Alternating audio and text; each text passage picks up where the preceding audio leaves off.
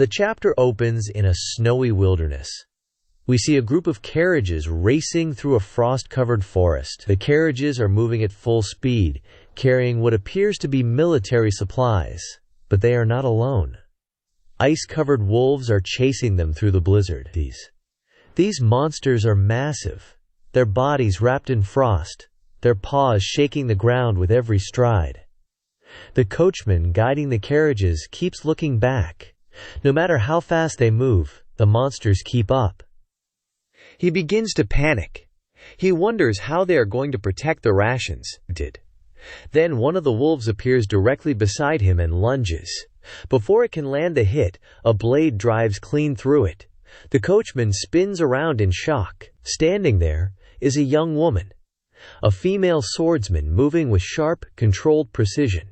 The coachman immediately recognizes her and calls out to her as the vice squad leader. This is Maria Caravel. She is a second-year student of Phalian's martial arts department. As she cuts through the monster, Maria tells the coachman to keep running. She assures him that they will handle everything from the rear. The moment she says this, the remaining monsters close in on her all at once. Before they can reach her, something enormous crashes down from above and sends a shockwave of snow through the air. Maria immediately drops into a fighting stance. The shape rises from the snow, a massive white bear. It screams and swings its enormous paw directly at her. But someone steps in front of her. A man with a sword and shield plants himself between Maria and the blow. The bear's paw slams into the shield. The man doesn't flinch. He simply says, "Pretty heavy, huh?" This is Brom Hugo, a fourth-year student of Phalian's martial arts department. The bear slowly pushes its claws forward, trying to overpower him. The moment Brom feels the pressure building, he channels his energy directly into the shield and releases it, blasting the bear backwards and off balance. That is the opening Maria needed. She drops low, kicks off the ground, and launches herself into the air. Her energy floods into her blade. She brings it down in a single sweeping slash and tears straight through the monster. Its body crashes into the snow below. When Maria lands, she exhales sharply. From the top of one of the carriages, another student watches the two of them from a distance. She takes note that the ground threat has been dealt with. She tells herself that the flying monsters will be cleaned up soon enough. After all, she left that task to a dependable person. And in the sky above, a red-haired student is already at work. Surrounded by crackling energy, she stretches out her hands and crushes the flying creatures around her one by one using telekinesis. She moves through them with complete calm. This is Azel, a third-year student of Phalian's magic department. Back on the ground, the last remaining threat is the one targeting the supply line directly. As the female squad leader scans the area, the ground beneath her suddenly erupts. A monster bursts upward from below the snow. Enormous, multi-legged, covered in frost. It is a frost centipede. It opens its jaws wide and charges straight at her. The girl pulls back her hood. Her eyes sharpen. She raises one hand and points at the monster and says a single word. "Stop!" Immediately, black chains erupt from above and wrap around the frost centipede, locking its legs, crushing its movement, binding it completely in place. The girl rises into the air, her black whip coiling around the monster tighter and tighter. Then with one sharp motion she pulls and tears it apart. She lands quietly. The creature's remains fall around her in pieces. This is Adeshan, a fourth-year student of Phalian's martial arts department. The rest of the squad rushes over to regroup. The tension in the air starts to settle. Maria tells Adeshan she handled it well. Brom checks if anyone is hurt. He adds that something at this level barely counts as a warm-up. The group exchanges tired smiles. But Adeshan knows the truth. She looks at each of them. Everyone has reached their limit. They have been fighting without rest since this winter began, and this is not a natural winter. Since it started, the monsters have not stopped coming. Their professors have been deployed to the outer defensive lines. There is no backup. There is no rotation. Rest is a luxury they simply cannot afford right now. Still, Adeshan puts on a calm expression and suggests they take a moment to reorganize. She reminds them that the next ambush could come at any time. They need even a short window to recover. And then, everything changes. A pulse of energy rolls across the area like a shockwave. Every member of the squad freezes. Azel's expression shifts immediately. She wonders out loud if there is a general-ranked monster somewhere nearby. Maria turns to Adeshan and asks for orders. But Adeshan doesn't respond right away. Something has caught her eye. Through the snow, a figure is walking toward them. Steady pace, no urgency, completely unhurried, as if they had simply been out for a stroll through the blizzard. The figure has black hair, a sword at their side. The caption reads, "First-year student of Phalian Martial Arts Department." It is Ronan. Our boy is back, and he is now a repeating student of the academy. He looks at the squad, battle-worn, exhausted, standing over the remains of a general-ranked monster encounter, and with a calm smile on his face, he asks them one question. Has everyone been well? The squad was completely frozen when they saw Ronan standing there in the snow. Nobody could believe what they were seeing. Ronan looked at each of them with a calm smile and said that everyone seems to have changed quite a bit since they last saw each other. He looked over at Brahm and asked him if he has started growing a beard. Brahm didn't know what to say. Ronan then turned to Azel and noticed that his hair had grown much longer. He jokingly asked him if he has decided to become a woman. Then he looked at Maria and told her that her short hair suits her well. He said that short hair is more practical in combat anyway. Then he turned to Adeshan and asked her with a smile if something is bothering her. Adeshan was speechless. Ronan told her that she looks exhausted, and he then looked at the entire group and asked them why they were all staring at him like that. He said it feels like they are seeing each other for the first time in several years. The moment he said that, the entire squad ran toward him at once. Ronan was completely caught off guard. Azel and the girls tackled him into the snow and held onto him tightly. Ronan stood back and watched. Ronan asked them what was going on. He told them to calm down. As far as he was concerned, only a few months had passed since winter began. He could not understand why everyone was making such a fuss. Then he noticed that Azel and the girls were crying. Ronan's expression changed. With a confused and nervous look on his face, he asked them if he was missing something. Later, the group gathered around a campfire. The snow was still falling around them. It was there that they finally told Ronan the truth. He had not been asleep for a few months. He had been asleep for 2 years. Ronan sat quietly and took that in. The time he spent inside the mental realm had felt like only a few days at most. He could not believe that the curse had managed to screw him over even at the very end. Adeshan explained to him that Professor Serkite had done everything in her power to wake him up from the moment he fell unconscious. She tried everything she could, but nothing worked. The professor had concluded that Ronan would not be able to regain consciousness unless the curse broke on its own, so all they could do was keep their promises to him and wait. A lot of people protected him while he was asleep, and 2 years eventually passed. Ronan looked down at himself and quietly said that he had inconvenienced a lot of people. Brahm stepped in with a grin and informed Ronan that he personally handled all of his hygiene and physical care during those 2 years. He asked him if he was satisfied with the condition of his body. Ronan went pale. He suddenly understood why his skin felt so clean and well-maintained, even after sleeping for 2 full years. He nervously asked Brahm why he looked the way he did, if Brahm was the one taking care of him. Brahm asked him what he meant by that. Ronan decided to drop it. He told Brahm he was simply thanking him. Azel then told Ronan not to worry about his elder sister, Irel. He informed him that Shalafin was keeping her under extremely tight security. He said that even the Emperor's own chambers would not be as safe as wherever Shalafin had placed her. Ronan smiled nervously. He knew exactly what Shalafin was capable of, and he believed it completely.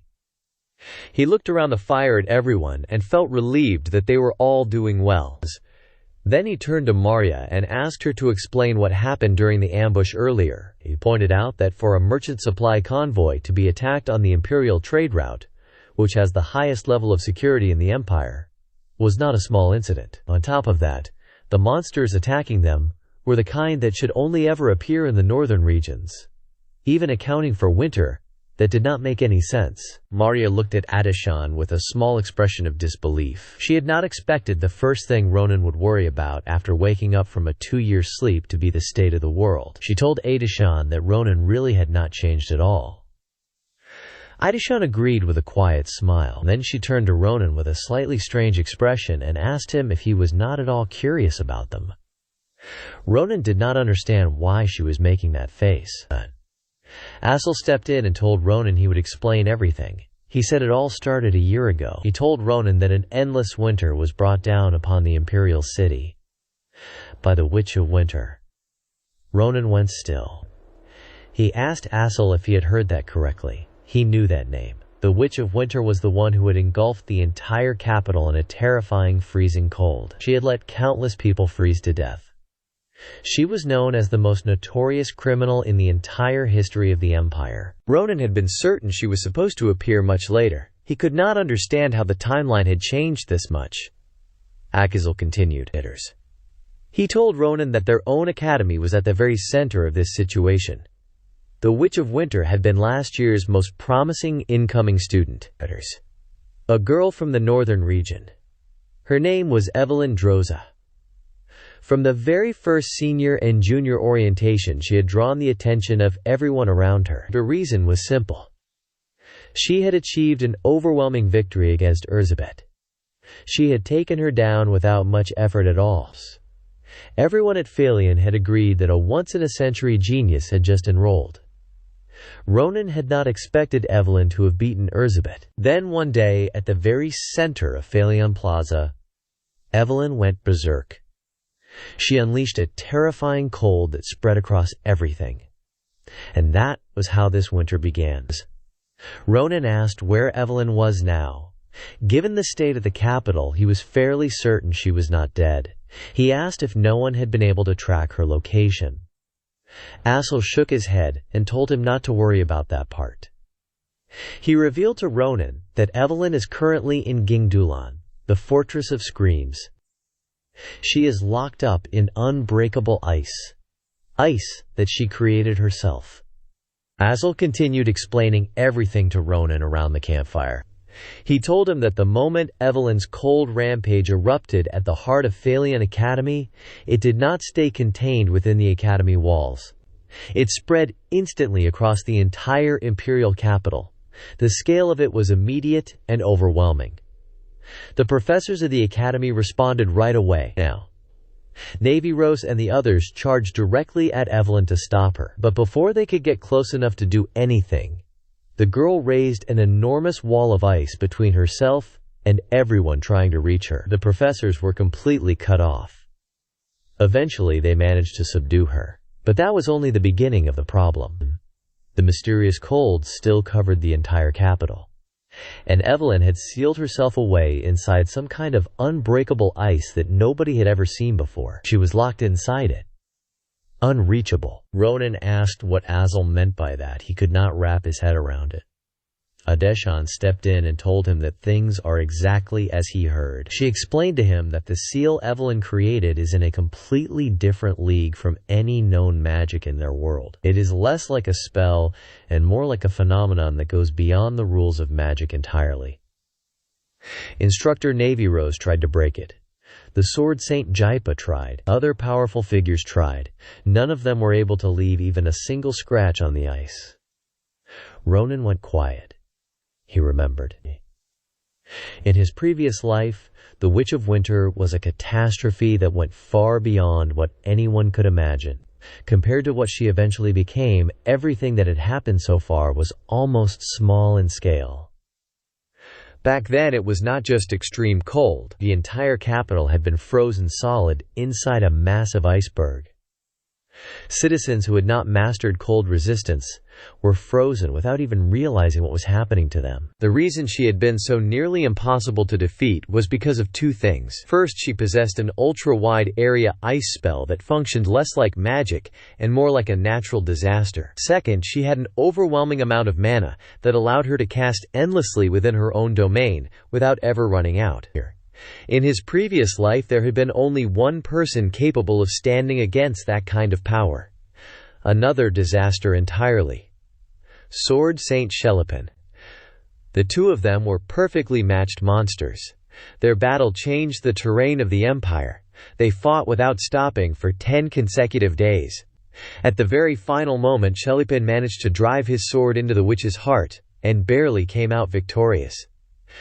But here was the thing that Ronan could not ignore. In his previous life, the Witch of Winter was powerful enough to be recorded in Imperial history. But she had never possessed anything like an absolute defense. That was new. Something had changed. Something had given her a power she was never supposed to have. Ronan was certain he knew what was behind this. Nebula Klager. This level of destruction and danger was no different from an open declaration of war against the Empire. And if that organization was willing to be this obvious about it, then someone high up was involved. A bishop-level figure might be pulling the strings behind all of this. Ronan sat with that thought for a moment. He looked at the fire and said quietly that this was quite the welcome party to wake up to. Martia noticed the look on his face. She told him not to worry too much. She said that the long winter is finally about to come to an end. Ronan looked at her and asked if something had been figured out. Martia told him that the imperial family had made a decision not long ago. They concluded that this situation had gone beyond what humans alone could handle. So the Emperor reached out and requested help from the Mother of Fire, kin to Navardoje. The scene shifts completely. We are taken far away from the snow to a volcano. A vast burning landscape where red dragons move through heat and fire like it is simply air. At the center of it all is a throne. And seated on that throne is a figure that commands absolute silence from everything around her. One of the dragons approaches and lowers his head. He asks if she called for him. He addresses her as the master of all species. This woman with long red hair is the Mother of Fire. She tells her subordinate that she has accepted the request of the King of Humans. She acknowledges that it is an unspoken rule that their tribe does not involve itself in the affairs of the world below. But as guardians of all land and sky, they cannot simply stand by and watch as something like this runs rampant across the earth. She calls out a name. Her son, Tarband. The moment he hears his name called, Tarband raises his head. And then he watches as his mother begins to change. The Mother of Fire transforms. Her shape expands into something enormous. A dragon so massive that every other creature around her suddenly looks insignificant by comparison. Her eyes burn with something ancient and absolute. She gives her son his orders. Go to the land of humans. Drive out the winter. Raise the will of fires. Scatter the ashes of those who trample upon the world, and let it stand as a warning to every living being. Tarband accepts without hesitation. Fire erupts around him as he begins his own transformation. The flames wrap around his form and reshape it entirely. When they clear, he is standing in human form. Red hair. Red clothes. Eyes that carry the same burning certainty as his mother's. He looks up at her and tells her that her word is his command. The fire roars around him. The scene shifts, and we are taken to the imperial capital, Dalon. The city is covered in snow. Everything is quiet and exhausted looking. Ronan and Assel are walking through the streets together. Ronan thinks back to how the others returned to their guard duties the moment they got back from escorting the merchant convoy. He looks over at Assel and reminds him that he said he was going to rest a bit before heading out to help with the building repairs. Assel explains that his telekinesis magic is actually very useful for construction work right now. He looks around at the state of the city and tells Ronan that everything is exhausting, but there is nothing they can do about it. Ronan smiles and says that everyone is working hard. He tells himself that he cannot just lie around doing nothing simply because 2 years have passed. Then he stops walking. His expression changes completely. He is staring at his own house. and surrounding it from every direction is an enormous fortress wall. From the entrance all the way up to the rooftop, heavily armed knights are stationed everywhere. Ronan cannot believe what he is looking at.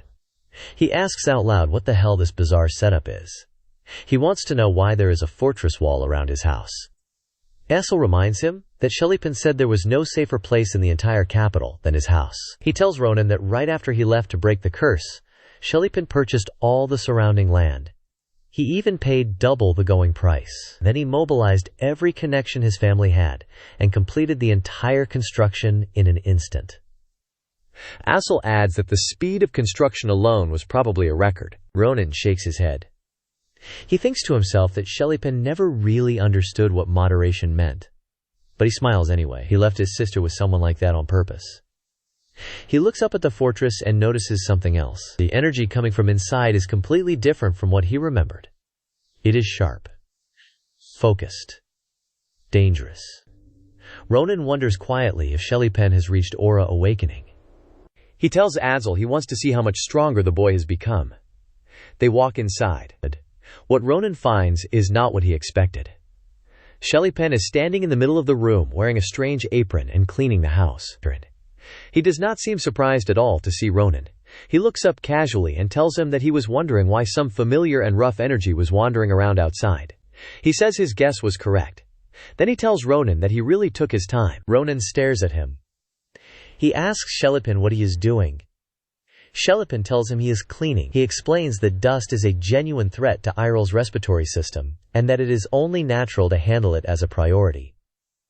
Ronan's expression shifts to irritation. He asks Shellypin why he is the one doing the cleaning.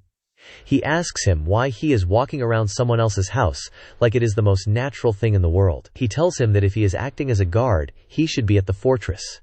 He asks him exactly who he thinks he is. Shellypin looks at him. With a calm smile, he says that it has been such a long time. He tells Ronan that he and Irel went through a lot together while he was asleep.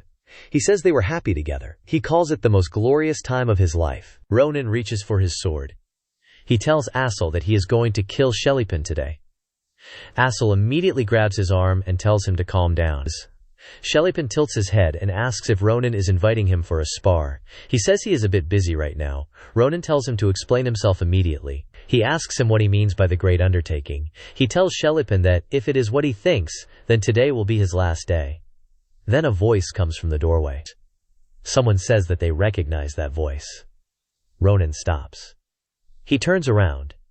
Standing there is his sister Irel. She looks at her little brother and starts to cry. The two of them stand facing each other in silence for a moment. Ronan looks at her and apologizes quietly for being late. A little while later, everyone is sitting down together. Ronan asks Shellypin if what he meant by the great undertaking was simply cleaning the house. Irel says yes. She explains to Ronan that Shellypin comes over to help her whenever he can find time between his imperial security duties. She smiles at Shellypin and tells Ronan that she later found out that cleaning is actually his hobby. Shellypin gives a thumbs up and confirms this without any embarrassment. He says he cannot imagine his life without cleaning. Ronan and Assel have no words. Shellypin then turns to Ronan with a look on his face and says that he does not understand how someone as refined as Irel ended up with a younger sibling like him. Ronan tells him he is the one who should be saying that. He wonders out loud what kind of family produces someone like Shellypin. Irel turns to her brother and asks him again if he is really okay. Ronan tells her he is fine. He says she keeps asking the same question. He assures her that nothing like that will happen to him again. Shellypin watches the two of them. Then he quietly takes off the apron and stands up. He says it is time for the guests to leave. He tells Ronan to take some time to catch up with his family. Ronan is surprised. He thought Shellypin had some time off. Shellypin tells him that suspicious activity has been detected in the northern region. He needs to travel north on behalf of House Grania to inspect the front line personally. He says he was worried about leaving while Ronan was still unconscious, but he no longer has that concern. He looks carefully at Ronan and senses the energy around him. He tells him that he is not worried anymore, because he is here now. The two of them look at each other. The energy around both of them takes shape. Two monsters standing in the same room, both of them much stronger than before.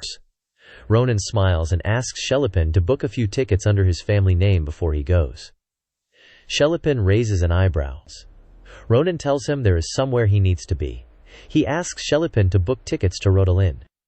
The scene shifts completely. We are taken to a prison, dark, cold, heavy chains everywhere. Prisoners badly injured and barely conscious are scattered across the floors. This section of the prison is identified as the Nebula Clagger Special Confinement Ward. Inside one of the cells, 2 prisoners are held up in chains. One of them is Cyrilla. She was charged with terrorism at the Grand Cappadocia. The other is Dolan. He carried out espionage against the Gracia Duchy. Both of them are barely breathing. Then someone appears in front of them, dressed in white, moving quietly. The figure speaks. They say that it is quite sad to see so many believers suffering such cruel persecution. They tell Cyrilla and Dolan that they have endured well without losing their faith. Cyrilla goes still. She can feel something coming off this person, a refined and powerful energy, the power of the star. The figure raises a hand and tells her to be at ease. They release their energy and speak to their believers. They tell them that the pain swelling inside them and all their sorrow and suffering will finally bear a sacred fruit. The figure gathers their energy and asks the children of the star to follow them. With a wide and unsettling smile, they tell them that they will lead the way. The scene shifts back to the imperial capital. Ronan and Asel are walking together through the snow-covered streets. Ronan tells Asel that the earliest airship to Rodelin leaves in 3 days. He cannot believe they are being held back like this when every second counts. Asel reminds him that it has not even been a full day since he woke up after 2 years. He tells Ronan that he needs to learn when to rest. Ronan admits that he might be a little impatient. Then he looks at Asel and tells him that walking together like this reminds him of the old days. He brings up how Asel told him back then that a loser like him could never get into Phaleon. He asks him if he remembers crying his eyes out over it. Asel immediately looks embarrassed. He tells Ronan that he was not that pathetic. Then he quietly admits that he would probably still be getting bullied back in Nimpton if it were not for him. Ronan laughs and tells him that he would have wasted his telekinesis ability performing as a circus clown. The 2 of them laugh together as they walk. After a moment, Ronan turns serious again. He asks Asel about the situation in Rodelin. He figures that a place holding the Witch of Winter cannot possibly be peaceful. Asel tells him that they probably will not get a single quiet day once they arrive. He explains to Ronan what happened after Evelyn was transferred to Rodelin. The imperial family made a major announcement. They declared that they would reward anyone who could break the ice surrounding Evelyn and bring the endless winter to an end. After that announcement, hidden masters who had concealed their strength for years came forward. Captains of renowned knight orders arrived. Distinguished mages from the great magic tower made their way to Rodelin. Powerful figures from all across the empire gathered there. None of them were able to end the winter. Asel also tells him that all their professors have been dispatched to various regions to help find a way to resolve the crisis. He says it is a shame because they would have been happy to see Ronan return. Ronan thinks about that for a moment. He is not so sure about all of them. He figures that Instructor Naviros would start swinging her sword at him the moment she saw him. He asks Asel how Erzabet is doing. He figures that getting defeated by the Witch of Winter must have hit her pride pretty hard. Asel shakes his head. He tells Ronan that Erzabet actually has an enormous amount of willpower. The moment she was defeated, she went straight into special training. Asel tells him what she said when they asked her about it. She told them that it was actually for the better. She said she was finally able to learn what defeat felt like. She smiled and said that once she overcomes this, she will have perfected one more level as an Akaluja. Ronan is not surprised at all. That sounds exactly like something she would say. Asel then tells him that Erzabet is now part of their group. She followed in Adeshan's footsteps. Ronan smiles when he hears this. He tells Asel that he actually had his eye on her for a while now. Asel tells him that everyone in the group has been training incredibly hard. Brahm and Maria have both become incomparably stronger than before. Adeshan has even been chosen as the head of the student council. And Asel himself has been training with the grimoire Ronan gave him. He says he might not yet meet Ronan's standards, but he has not given up on it. Ronan had not expected Asel to have pushed through that grimoire without quitting. He tells him they need to check out his new skills right now. Asel does not understand what he means. Before he can ask, Ronan swings his sword. A single swing sends everything around them flying. Ronan tells Asel calmly that he was curious whether he could stop his blade before it reached him. He did not expect Asel to actually stop it. The boy used his telekinesis and caught the sword before it could hit him. Asel lets out a nervous laugh and tells Ronan that he is being way too much. He asks him if he is going to be like this after 2 years away. Then his expression shifts. He covers his fingers in energy and tells Ronan that he wants to show him just how hard they have all been working. He raises the ground beneath Ronan's feet with his telekinesis. Ronan is caught off guard for a moment. Asel follows up immediately. He pulls massive rocks up from the ground and fires them straight at Ronan. Ronan smiles. He tells him he has really improved. The rocks close in around him completely. Asel drives a sharp, thin stone through the middle of the cluster from below. But his opponent is Ronan. Ronan swings his sword and shatters the rocks around him. He draws his dagger and throws it straight at Asel. Asel creates a transparent barrier in the air and stops the dagger in place.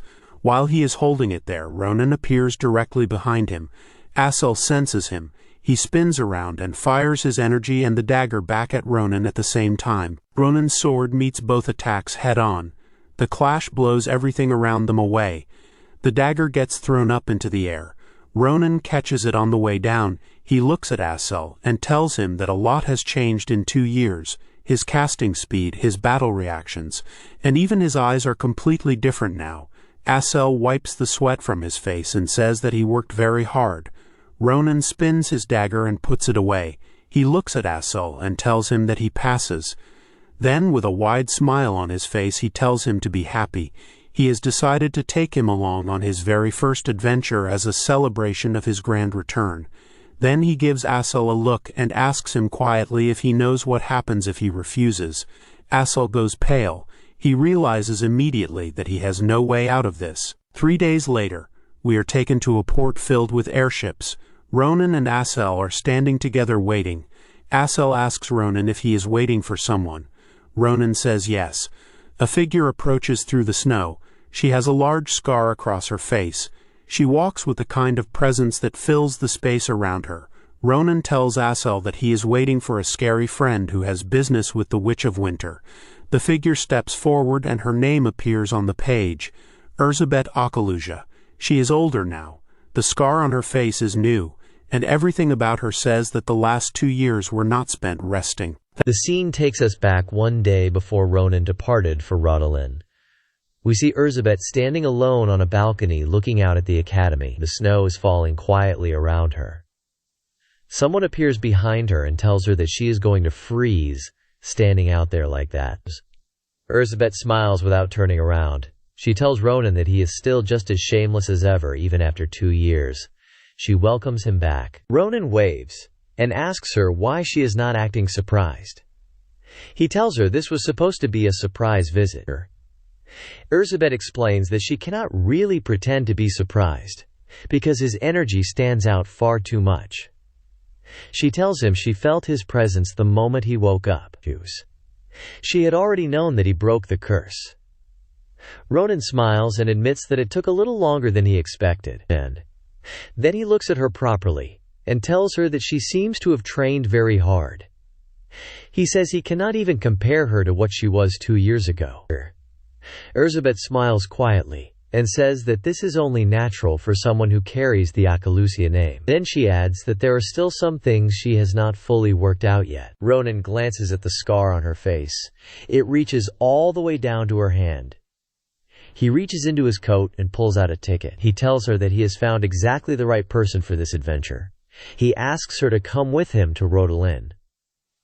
Erzsébet looks at the airship ticket in his hand. Her expression shifts. Ronan tells her that he is going to visit Evelyn. He asks her if she does not think it is about time for a revenge match. She goes still. Ronan asks her directly. He asks if she kept the scar that could have been healed with a single potion just to remember her defeat. He tells her that no matter how many days she stands there, replaying that fight in her head, She will not change anything by doing that. He tells her that sometimes the only answer is to face a problem head-on. Elizabeth is quiet for a moment. Then she tells him that he is the only person who would speak about a lady's inner thoughts without a single consideration for her feelings. She tells him he still has absolutely no manners.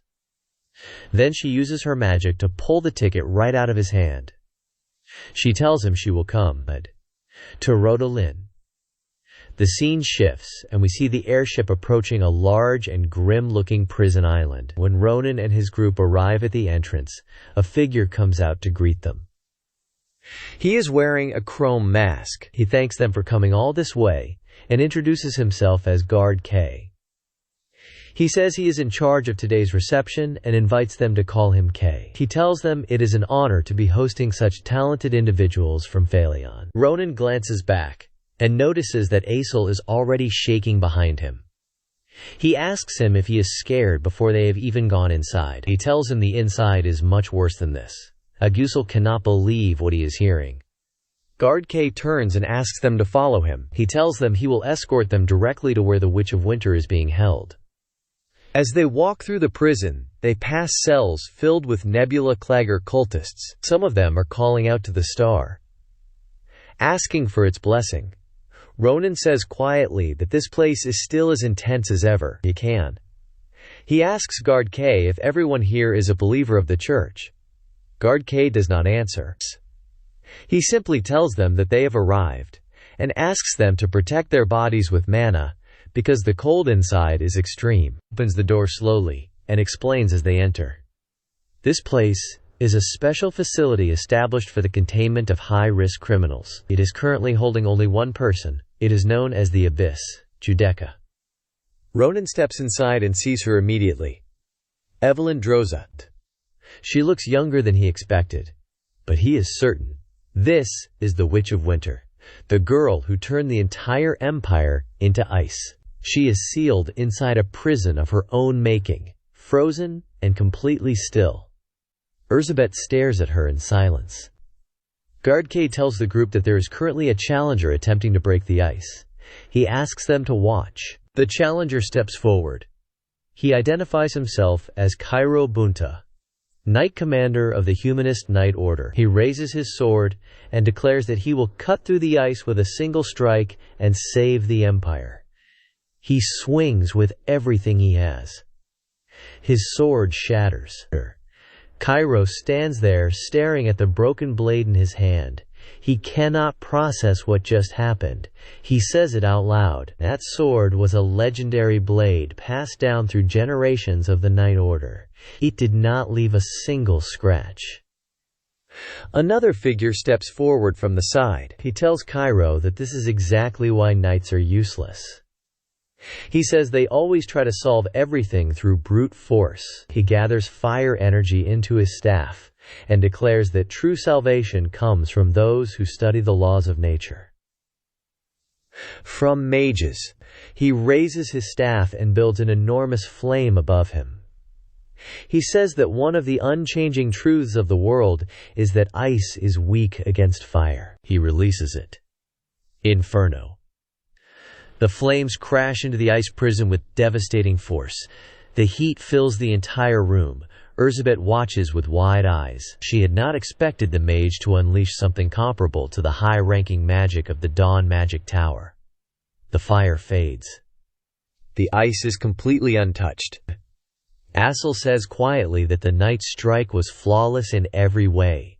He cannot understand why it did not even scratch the surface. He wonders out loud what the source of Evelyn's magic actually is. Ronan already knows. Both of those men were skilled. They were simply unlucky, because what is protecting that ice is not just Evelyn's power. The blessing of the star has been imbued directly into the ice. The church's power is woven into it. Ronan wonders whether Evelyn was connected to the church all along. If the blessing of the star is the root of this, then cutting through the ice should not be beyond him. But something feels off. This situation is different from anything that happened in his previous life, and this prison is likely already full of the church's eyes and ears. If he acts now, his cards will be revealed. He decides to observe first. Investigate quietly. There will still be time to cut through the ice once he understands the full picture. Then something changes. A voice comes from outside the room. Lowly. It says that the stench of the lowly fills this place. It says it is disgusting. The moment those words land, the person behind them releases their energy directly into the abyss. Ronan feels it immediately, and his eyes sharpen. The energy floods the room in an instant. The Knight Commander and the mage both drop to their knees without even understanding why. Their bodies simply cannot resist it. Ronan stands firm, but he recognizes what this is. He has felt something like this before, a violent and oppressive presence that makes the gap between races feel absolute and impossible to cross. It is similar to what he experienced in the memories of the Savior. This is the pressure of a dragon. Istarband walks into the room, red hair, red eyes, fire trailing from his body. He looks at everyone kneeling around him and tells them to bow their heads and revere what stands before them. For this is the salvation of fire. And it will end this winter. The chapter opens deep inside the underground prison where the Witch of Winter is being held.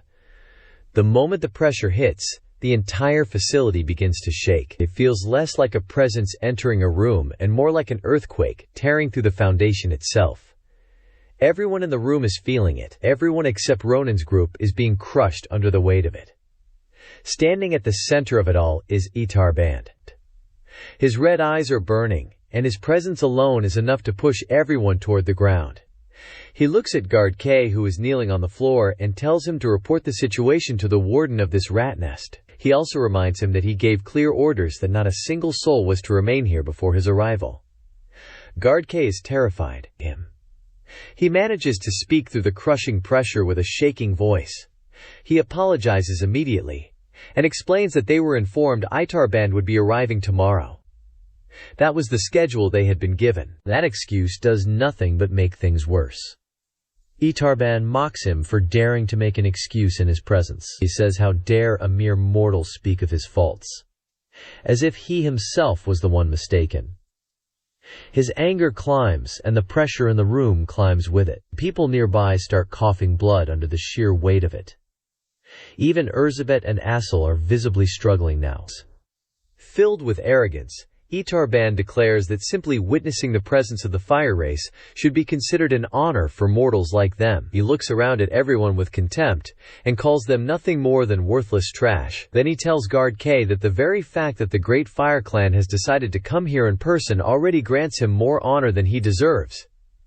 He is not finished. Flames begin gathering directly on his palm. His hand glows with concentrated fire mana so dense that Guard K can barely process what he is looking at. For the first time in his life, he understands what the true power of a dragon actually feels like. Istarband raises 2 fingers. All the flame in the room pulls toward them, his eyes blazed. He coldly orders Guard K to turn to ash. Then a hand appears and shoves his arm aside. Itarband stops. His eyes shift. Someone has actually moved through his pressure and stopped the attack outright. The shock registers on his face for just a moment. He had not expected anyone in this room to be capable of that. Then Ronan speaks to Itarband, saying even teenage tantrums has its limitations. Then called the dragon a lizard. Ronan glares at him with angry face and threatens the dragon, saying that if he pushes any further, then it won't end in just words. For a moment, Ronan himself looks visibly furious. The pressure in the room lifts.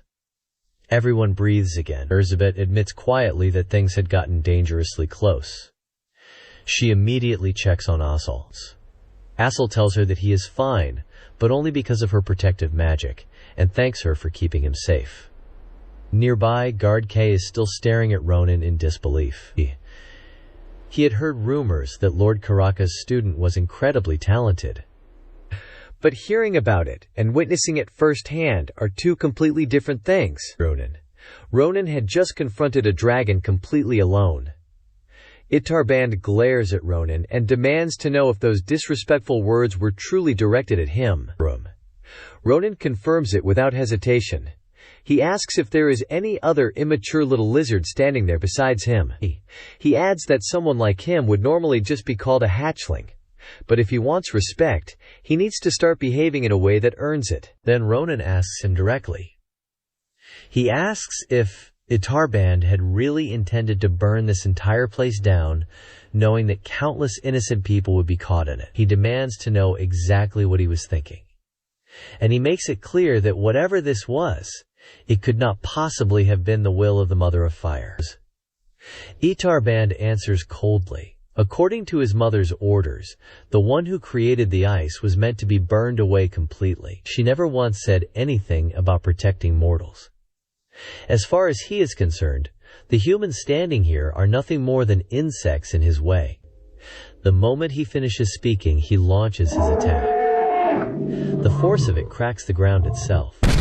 But Itarband freezes when he sees Ronan block it completely. Ronan tells him plainly that he is the one who started this. Then he shoves Itarband's arm back and surges forward with his dagger drawn. Itarband prepares his own counterattack at the same instant. Both of them are a heartbeat away from striking each other. That is when the chains appear. They come from nowhere, wrapping around both of their arms at once, restraining them mid-motion. Above them, a marked figure floats in the air, controlling every chain with absolute precision. Even Ronan is caught off guard. He had not sensed even the faintest trace of this man's presence before this moment. The man pulls the chains tight, forcing Ronan and Itarband apart while still suspended in the air. Itarband looks genuinely confused for the first time. Then Ronan can feel that this power is not simply restraining his body. It is reaching into his mana itself. The man speaks calmly. He reminds both of them exactly where they are standing. He describes this place as the deepest darkness of the Empire, the very thing that protects the Empire's light. Because of that, every rule here must be obeyed, without exception. He warns them both to behave, because as the one in charge of Rodolin, he will not tolerate this kind of disturbance. He adds that if today's incident reaches the Mother of Fire, it would become deeply embarrassing for the Heir of Fire as well. Itarband's eyes narrow. He accuses the man of threatening him, mocking his boldness, and wonders aloud what would happen if there was no one left alive to report it. The marked man does not flinch. He tells him calmly that he seems blinded by the power of his own race. Even so, the laws of Rodolin must be upheld no matter what. At that moment, more marked figures appear around them. The atmosphere turns razor sharp. The man declares that even if enforcing the law costs him his own life, he will carry out his duty regardless. Itarband feels the full weight of how serious this has become. Slowly he begins breaking free of the chains. Then he delivers his final warning. It gives them exactly 1 day. The next time he sets foot in this place, not a single mortal should remain. There will not be a second chance. With that, he turns and walks out of the room. Watching him go only makes Ronan angrier. He cannot help but wonder just how badly the Mother of Fire raised her children for them to turn out with personalities like this. Still, he has to admit, personality aside, the dragon's strength was undeniably real. Ronan turns toward the man who intervened, a small smile breaking through his irritation. He tells him that he arrived at exactly the right time, and that it has been a long time. The man smiles back. Long time no see, Karaka. Karaka looks him over, something close to pride settling into his expression as he responds. Long time no see, Ronan. He tells him that he has turned into a truly exceptional man. The scene shifts back to Rodolin. Outside the window, heavy snow continues to fall, covering everything in freezing white. Inside one of the rooms, an old man apologizes to the group for bringing them to such a poor place to stay. He explains that they had no other choice and asks for their understanding. Ronan responds immediately that they are not here on vacation. As far as he is concerned, even this arrangement is already more than enough. Erzsébet looks visibly irritated the moment she sees the state of the bed in the room. Ronan notices and asks if something is wrong. She calmly tells him there is nothing to worry about. Everything is fine. Ronan then turns to Karaka and brings up Evelyn, the Witch of Winter. He mentions that quite some time has already passed since her imprisonment here, and asks if they have uncovered anything useful about her during that period. Since Karaka already knows who they really are, he sees no reason to hide anything anymore. He begins explaining. It has been exactly 1 year since Evelyn was captured. During that time, investigators were sent to her homeland in the north to dig into her entire past. What they found turned out to be far more interesting than anyone expected. According to Karaka, Evelyn Droza, once known simply as a promising new student, had actually been raised and prepared as a test subject by the Droza family. Their goal was to create someone capable of destroying the Akalusia bloodline itself. Erzsébet's expression shifts the moment she hears that. The shock is real, as Karaka continues. The Droza family had once been one of the core noble houses of the north. Generations ago, they held enormous wealth and influence at one point, with a status that stood equal to House Akalusia itself. But at some point, all of that prosperity collapsed completely. Karaka glances at Erzsébet, implying that she probably already knows the reason behind it. Erzsébet says nothing. She simply stares quietly at her locket as he continues speaking. He explains that the downfall began with the Akalusia invitation system. House Akalusia had once announced that anyone strong enough could join their family, regardless of background or bloodline. Power alone was what mattered to them. Because of that open invitation, many powerful individuals from other noble houses abandoned their original families to join Akalusia instead. As a result, numerous noble lines lost their strongest members one by one, and slowly fell into decline. The Droza family was one of those that collapsed. Their wealth dried up. Their influence disappeared. And eventually a family that once stood among the most powerful in the north faded quietly into history. Over the years that followed, something darker took root in what remained of them. Jealousy. Hatred. It grew slowly and never stopped. Karaka reveals that investigators found evidence of forbidden magic being practiced within the family. Extremely dangerous training methods as well, all of it pointing toward one purpose: revenge against someone.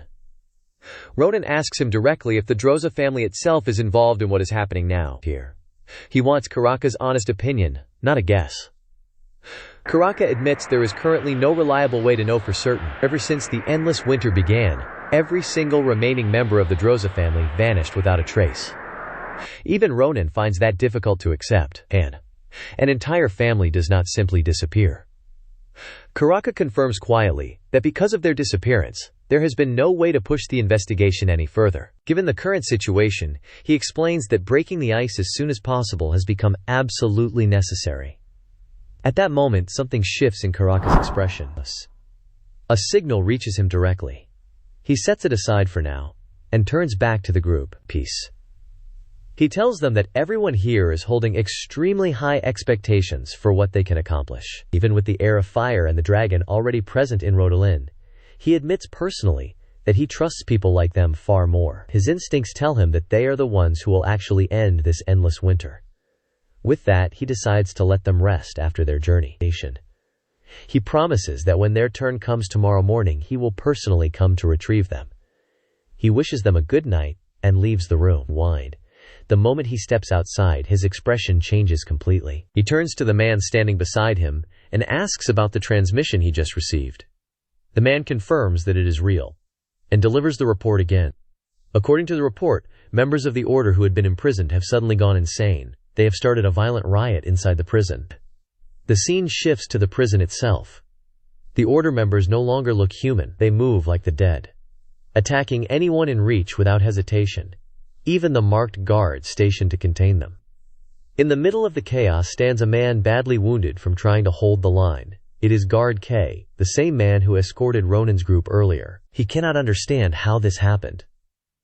Hours ago, these prisoners could barely breathe under their own restraints. Now they have torn through one of the most secure cells in the entire facility like it was nothing. One of them lunges at him, fist raised. Before the blow can land, chains snap through the air and drag the attacker backward. Karaka has arrived. He moves through the room, binding prisoner after prisoner with his chains. The crazed inmates immediately turn their focus toward him. Guard K feels something close to relief at the sight of him. Karaka stares at the prisoners now restrained in front of him and speaks coldly. He reminds them how much effort it took to remove their fangs, tear out their claws, and cut away the danger in them after their last uprising. He tells them they were treated fairly, like everyone else. And still, they turned around and stabbed him in the back. He says quietly that this betrayal has shattered something in him. Around the prison, many guards have already fallen. One of the survivors shouts for reinforcements, ordering everyone to suppress the prisoners before their numbers thin out any further. If they lose any more people, holding the line becomes impossible. The remaining guards push forward. One drives a hammer and chisel weapon straight into a prisoner's mouth, shattering his teeth and tearing his jaw apart before he collapses. Two more rush in immediately to fill the gap. Another guard swings and sends both of them slamming into the wall. Behind them stands a girl named Q, fighting alongside a boy named P. None of it slows the prisoners down. They keep coming. Guard K's condition is getting worse by the second. Karaka kneels beside him and asks if he is all right. Guard K manages a weak response. Karaka tries to reassure him, telling him that a healthcare team is on its way. Guard K already knows better. He has lost too much blood. Instead of asking to be saved, he begs Karaka to focus on the comrades who can still be saved. He warns him that this riot has too many suspicious elements to be a coincidence. Someone is controlling all of this from behind the scenes. With the last of his strength, he asks Karaka to protect the Empire's traditions and safeguard Ronan itself. Then he is gone. Karaka feels the weight of it settle over him. Slowly he rises to his feet. He admits to himself that this has become an enormous problem. Looking at everything unfolding around him, he already knows this is going to be a very long night. The chapter opens with a quiet memory. A masked figure recalls Guard K's past, the kind of past nobody at the prison ever knew about. K had no family left. As a child, bandits slaughtered everyone he had, leaving him completely alone in the world. He could have let that loss break him. He did not. Instead, he kept standing back up, again and again, carving out a path for himself piece by piece. That path eventually led him to Ronan. The masked figure remembers K's very first day as a newly appointed guard. The passion in his voice, the determination in his eyes. K had stood there and spoken about his ambitions, about the kind of guard he wanted to be, and reported his resolve to serve with everything he had. The memory shifts toward Karaka. In it, K declares his vow as a guard of Ronan. He promises to handle every threat with absolute diligence, to protect the Empire and guarantee its safety. His goal was simple. He never wanted innocent civilians to suffer the kind of sorrow he had suffered as a child. He swore to give everything he had, and thanked Karaka, the interrogation chief, for the chance to do it. He pledged to carry out any order necessary for the peace of the Empire. The memory fades. We are back in the present. That same man now lies captured in the hands of the masked figures. His condition is horrific. Blood covers nearly every inch of him. He is barely holding on to life. The masked group forces a strange crow-shaped mask onto his face. One of them speaks. They declare that one of the lamps that once lit this empire has just been extinguished. At the same moment, orders go out to Q, P, and Focus. Prioritize saving anyone who can still be saved. Then the masked man steps forward and announces that he is taking direct control of all law enforcement here, effective immediately. His message to the rioters is simple and absolute. They no longer have any rights.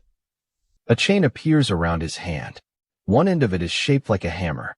The other end tapers into a sharp, cone-shaped point. With death in his eyes, Karaka says there will only be merciless judgment. Pressure builds inside the special confinement cells. Suddenly, one end of the chain shoots forward and takes a prisoner's head off instantly. He dies on the spot before he even understands what happened. The two prisoners standing on either side of him freeze. They are still staring at their dead companion, struggling to process how fast it happened. When the chain wraps around both of them at once, they get yanked straight to the ground and killed instantly as Karaka appears right beside them. Karaka stares straight ahead. His eyes have turned red. A group of prisoners lunges at him, trying to bring him down. Karaka spins the chain wildly and hurls it straight into them. Arms and heads are torn away from bodies in the same motion. He stands in the middle of a spreading pool of blood, chain still in hand. Then he sees a massive prisoner standing his ground, trying to face him while the others push him forward from behind. Karaka throws his chain at the giant. The giant smirks and catches it with his bare hands. For a moment, Karaka is genuinely caught off guard. With menace creeping into his voice, Karaka tells him to hold on tight to that chain, because now he is coming for him. The giant's expression shifts the instant he hears it. A blinding strike lands a moment later. Karaka's fist connects directly with his face and slams him into the ground with overwhelming force. His chain keeps moving, cutting straight through the rest of the group as he walks through them. Two surviving guards, Q and P, stand frozen, watching the carnage unfold. Q says quietly that it has been a long time since they have seen Karaka this angry. P responds that it only means one thing. The situation is exactly that dangerous. He continues that that's why he has another nickname, Rodalin's Nightmare. The remaining rioters look terrified now. They stare at the bodies of their fallen comrades, horror written across their faces. Karaka, his eyes still glowing red, calls out the next prisoner to be executed. He takes one step forward. The prisoners take one step back. Looking at him, they understand exactly what their lives are worth right now.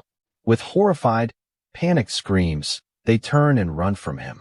Walking after them, Karaka says it is no use. This is Rodan, the fortress of screams that never lets the guilty go.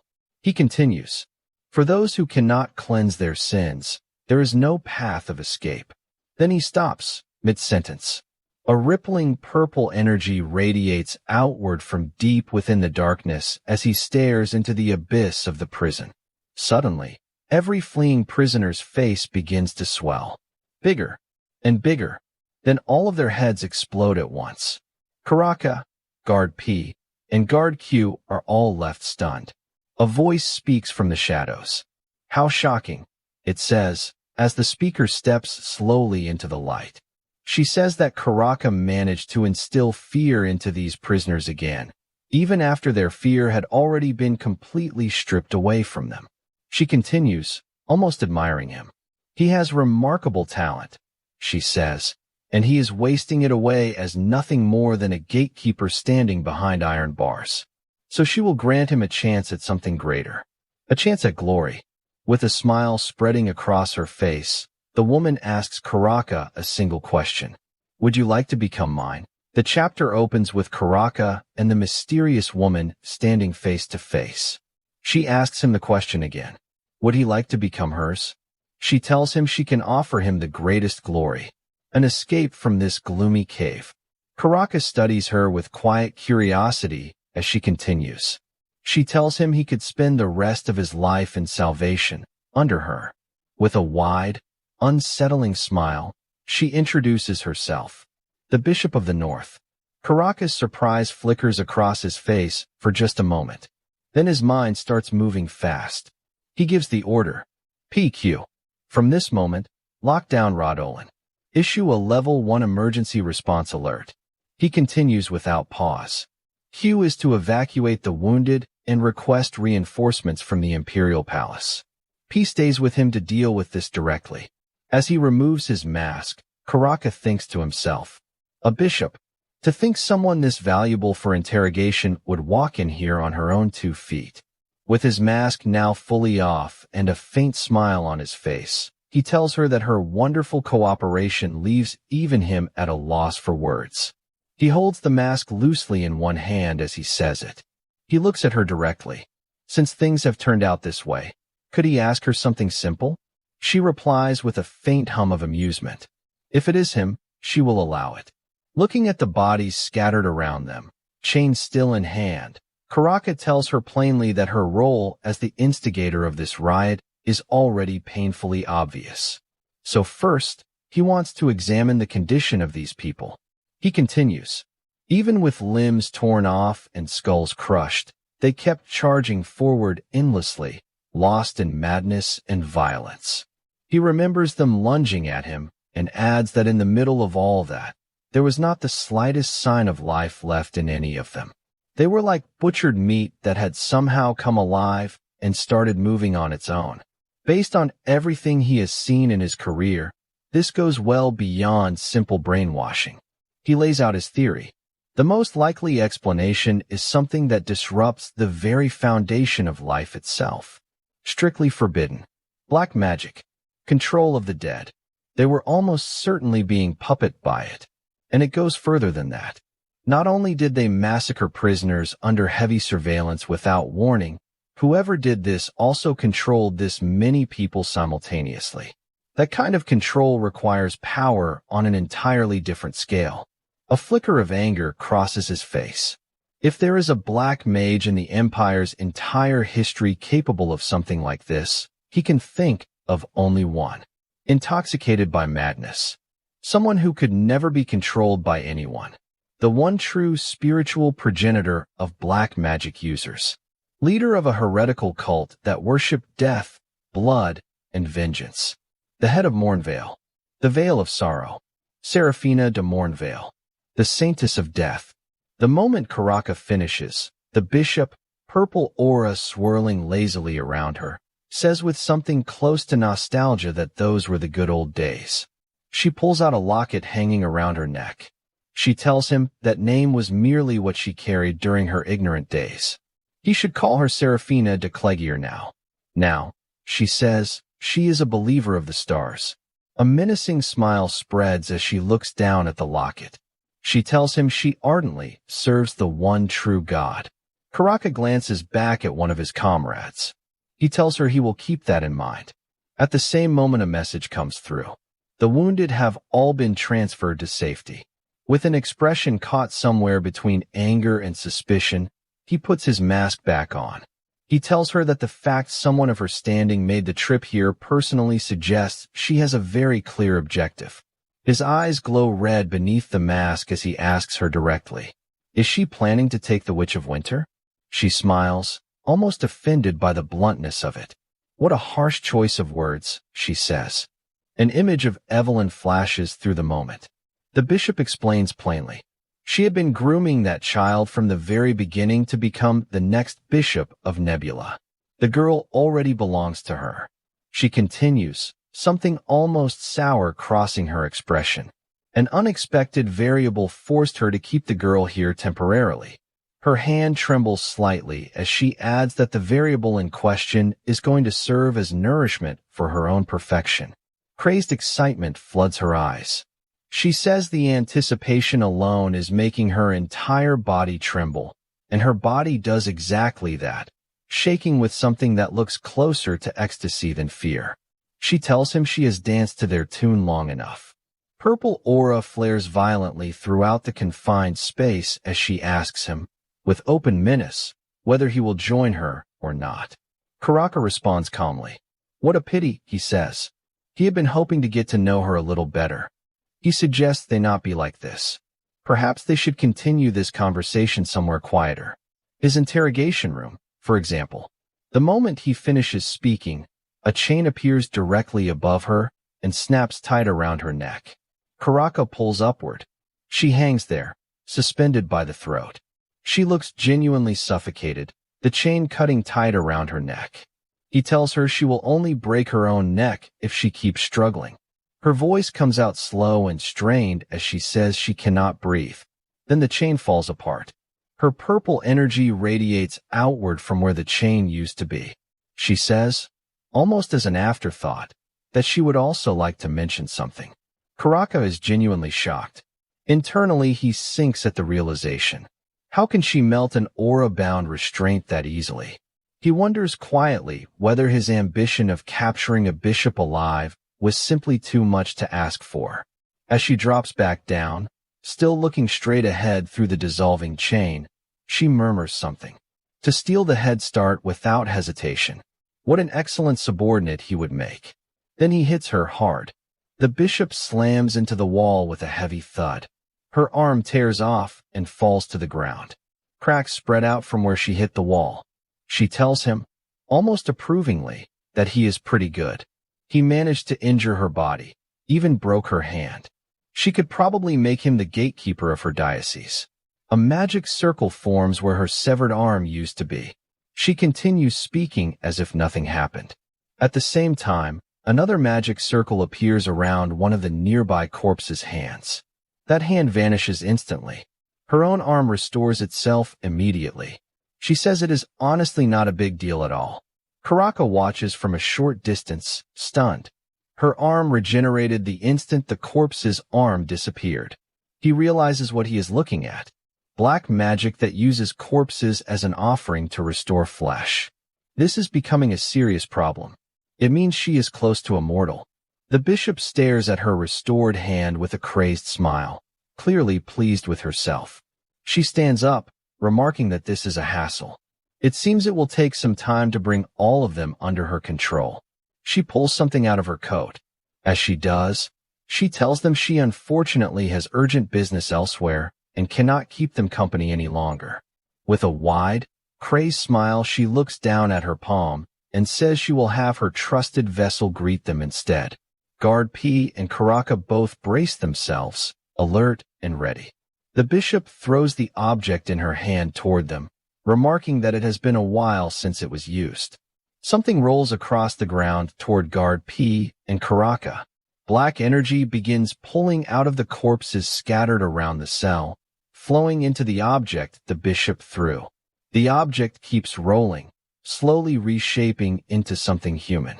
It comes to a stop right beside Guard P, curled up tight on the ground at his feet.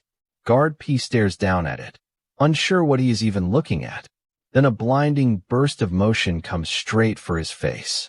The figure kicks him directly in the face. The force of it sends Guard P flying straight up toward the ceiling. With a darkened expression and a smile still on her face, the bishop tells the figure to enjoy this to his heart's content. She introduces him, the finest warrior of their church, Taranil. The chapter opens with blood spilling across the floor. Then the full picture comes into view. Guard P has been cut open, blood pouring from the wound. Looking down at himself, his mask cracked, Guard P thinks that if he had dodged even a fraction slower, his head would have been cleanly severed from his body. He cannot stop turning the thought over. A single kick did this much damage. At the same moment, Taranil, eyes glowing with a crazed light, lunges in to kick him again. A chain suddenly wraps around Guard P's hand.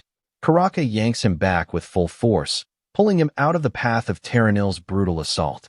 Both of them watch as the follow-up kick slams into the wall instead, the impact violent enough to shake the entire room. Guard P falls in behind Karaka, breathing hard, and thanks him for the save. Karaka asks if he is okay. Karaka cannot shake the thought building inside him. This is an unprecedented trial. He keeps asking himself the same question. What exactly is this overwhelming fighting spirit radiating off Taranil? Taranil stands there, eyes glowing red, a violent aura flaring around his scarred body. The Bishop of the North watches him with open delight. She is thrilled to see him fighting on her behalf, even remarking with amusement that he fights like a primitive man. As she speaks, she conjures a purple magic circle and pulls a robe out from within it. She tells him that even so, Taranil needs to maintain his dignity. With that, she drapes the robe over his shoulders. She continues, almost fondly. 2 years ago, she found him as a corpse during a special mission. Now he belongs to her completely. With a crazed smile, she adds that once, he had been a proud member of the order. The Southern Bishop. The instant Karaka hears that title, he is struck still. It clicks into place immediately. He had been wondering why this presence felt so familiar, and now he knows why. 2 years ago, this man had been reported dead after a battle alongside Ronan and Shelopin in Dinar. With that same unsettling smile, the Bishop of the North looks at the corpse lying discarded beside her and confirms it. He had once been the highest-ranking executive of the order. Taranil. She leans in close to his ear and whispers something. She does not care if her opponents lose their limbs, she tells him. He only needs to make sure they stay alive. With a crazed grin and glowing green eyes, Taranil answers her with a low, guttural growl of agreement. The Bishop of the North turns and walks toward the door, leaving the room behind. As she goes, she tells her vessel to have fun. Almost as an afterthought, she adds that the 2 guards should enjoy themselves too, fighting against him. Karaka tightens his grip on the chain in his hand. He glances over at Guard P and asks if he can feel just how dangerous this enemy truly is. Both of them agree. This is something unprecedented in all of Rodalin's history. Terranil cracks his neck slowly, one hand resting against his chin. A deranged look settled into his expression. Karaka continues. He calls Terranil the most evil criminal they have ever faced, and tells P they need to use everything they have to put him down immediately. A metal bat rises into view, nails driven through its surface, blue energy crackling along its length. Guard P drops into a fighting stance, the bat held back behind him, ready to strike, blue aura swirling around its edge. He acknowledges the threat. He understands exactly what they are dealing with. Karaka keeps speaking, telling him this is for the security of the Empire. Before he can finish the sentence, Terranil is already there, driving a kick straight into Guard P's stomach. The bat's energy cuts out instantly. Guard P screams in agony, blood spilling from his mouth. Karaka is frozen for a split second, watching it happen. An explosion erupts where Guard P lands, thrown back by the force of the kick. Karaka stares at the wreckage, horror and worry breaking through his voice as he screams his name. P. Guard P lies on the ground, blood pooling around him, as Terranil plants a foot on his chest. Terranil raises his other leg, ready to crush him completely. Before he can bring it down, Karaka acts. He calls out the name of his technique as he throws the chain forward. Karaka's execution tool number 2. Guillotine. He wins the chain back and hurls it directly at Terranil. Terranil simply raises his leg and kicks it away, deflecting Karaka's tool number 2 without effort. Karaka pulls it back instantly and throws the guillotine again. Terranil watches it close in on his face. Then, at the last possible moment, the guillotine slams down with crushing force, driving him into the floor. Karaka is already moving, rushing to his fallen comrade, asking if he is okay. Kneeling beside Guard P, Karaka cannot stop the thought circling in his mind. Even with his aura fully active, P had been completely helpless against that attack. Terranil's speed defied every bit of logic he understood about combat. Looking at P's condition, he wonders whether the guillotine technique will even be enough to buy them a moment's time. As the thought crosses his mind, Terranil begins forcing himself upright, fighting against the crushing weight of the guillotine. His face darkens, green eyes glowing, as he throws everything he has against the chain. Cracks begin spreading through the guillotine itself. Karaka forces himself to think clearly despite the panic rising in him. He has to choose. Keep fighting or retreat now and save P. Before he can decide, Guard P stirs back into consciousness. He tells Karaka not to worry about him, to continue the execution of the criminal. He adds, through the pain, that the sacrifice of their fallen colleagues cannot be allowed to mean nothing. Karaka stares at him, tension etched across his face, and finally says the word. Understood. Karaka lifts him up, pulling P's arm over his shoulder, and the two of them start moving together. He tells him they're retreating to receive emergency treatment. He will not put the punishment of a criminal above the life of his colleague. He will handle the rest himself. Guard P tries to say something, managing only a quiet "so" before the words die in his throat. Behind them, Terranil is already standing again, free of the chains, killing intent locked onto both of them. Blood splatters across the next frame. It is impossible to tell whose it is. Far from the prison, at the edges of Rodalin's waters, a ship sits anchored in the open ocean. Its name is the Dragon Tribe's golden ship, Solaran. Figures in white cloaks move quietly across its deck. One of them asks how the perception impairing magic is holding up. The other confirms that it is working perfectly. They have cast the spell 5 times already, covering the entire ship. To anyone trying to sense them, there should be nothing there at all. The other man continues. Following the bishop's orders, they intend to quickly acquire the Red Dragon's location. A flaming tornado crashes down onto the ship without warning. It catches the man standing just behind him mid-sentence, swallowing him whole in fire. The others spin around in shock at the sudden turn of events. An explosion tears through the ship, scattering the white, cloaked figures across the deck. Burned corpses lie scattered around them as the survivors stared down at their fallen comrades in disbelief. One of them looks up, stunned, wondering aloud how they were detected at all. Above them, a figure floats in the air wrapped in a red cloak. His voice carries pure fury as he demands to know how they dared enter the birthplace of the holy fire without permission. The hooded figures stare up at him, frozen in fear. This is Iterband. He tells them that if they truly believe they could hide from him, it was nothing more than a mortal child's game. He continues, explaining that magic itself stems from beings like him. One of the white, cloaked men stares up at him, his expression twisting into pure dread, never having expected to face a dragon's full wrath like this. A fireball begins forming directly above the ship. Iterband tells them to understand that and become ash. As he speaks, he conjures dozens more fireballs across the sky and hurls them all down onto the ship at once. The cloaked figures scramble, casting frantic magic circles, doing everything they can to survive the onslaught. None of them manage to escape the dragon's fury. A flaming tornado rises up from the wreckage of a ship, consuming everything left. Watching from the top of a nearby tower, someone observes the spectacle and murmurs that it is a beautiful firework, announcing the beginning of everything to come. It is the Bishop of the North. Her smile stretches wide with something close to ecstasy, eyes wild as she watches the fire consume the ship below. The sounds of fighting suddenly echo from somewhere else in Ronan. Ronan hears it immediately and knows in an instant that something significant has happened. The noise is far too intense to be nothing. Elizabeth stays calm, pointing out that strange noises in Ronan usually turn out to be nothing more than prisoners causing another riot. Ronan is not convinced.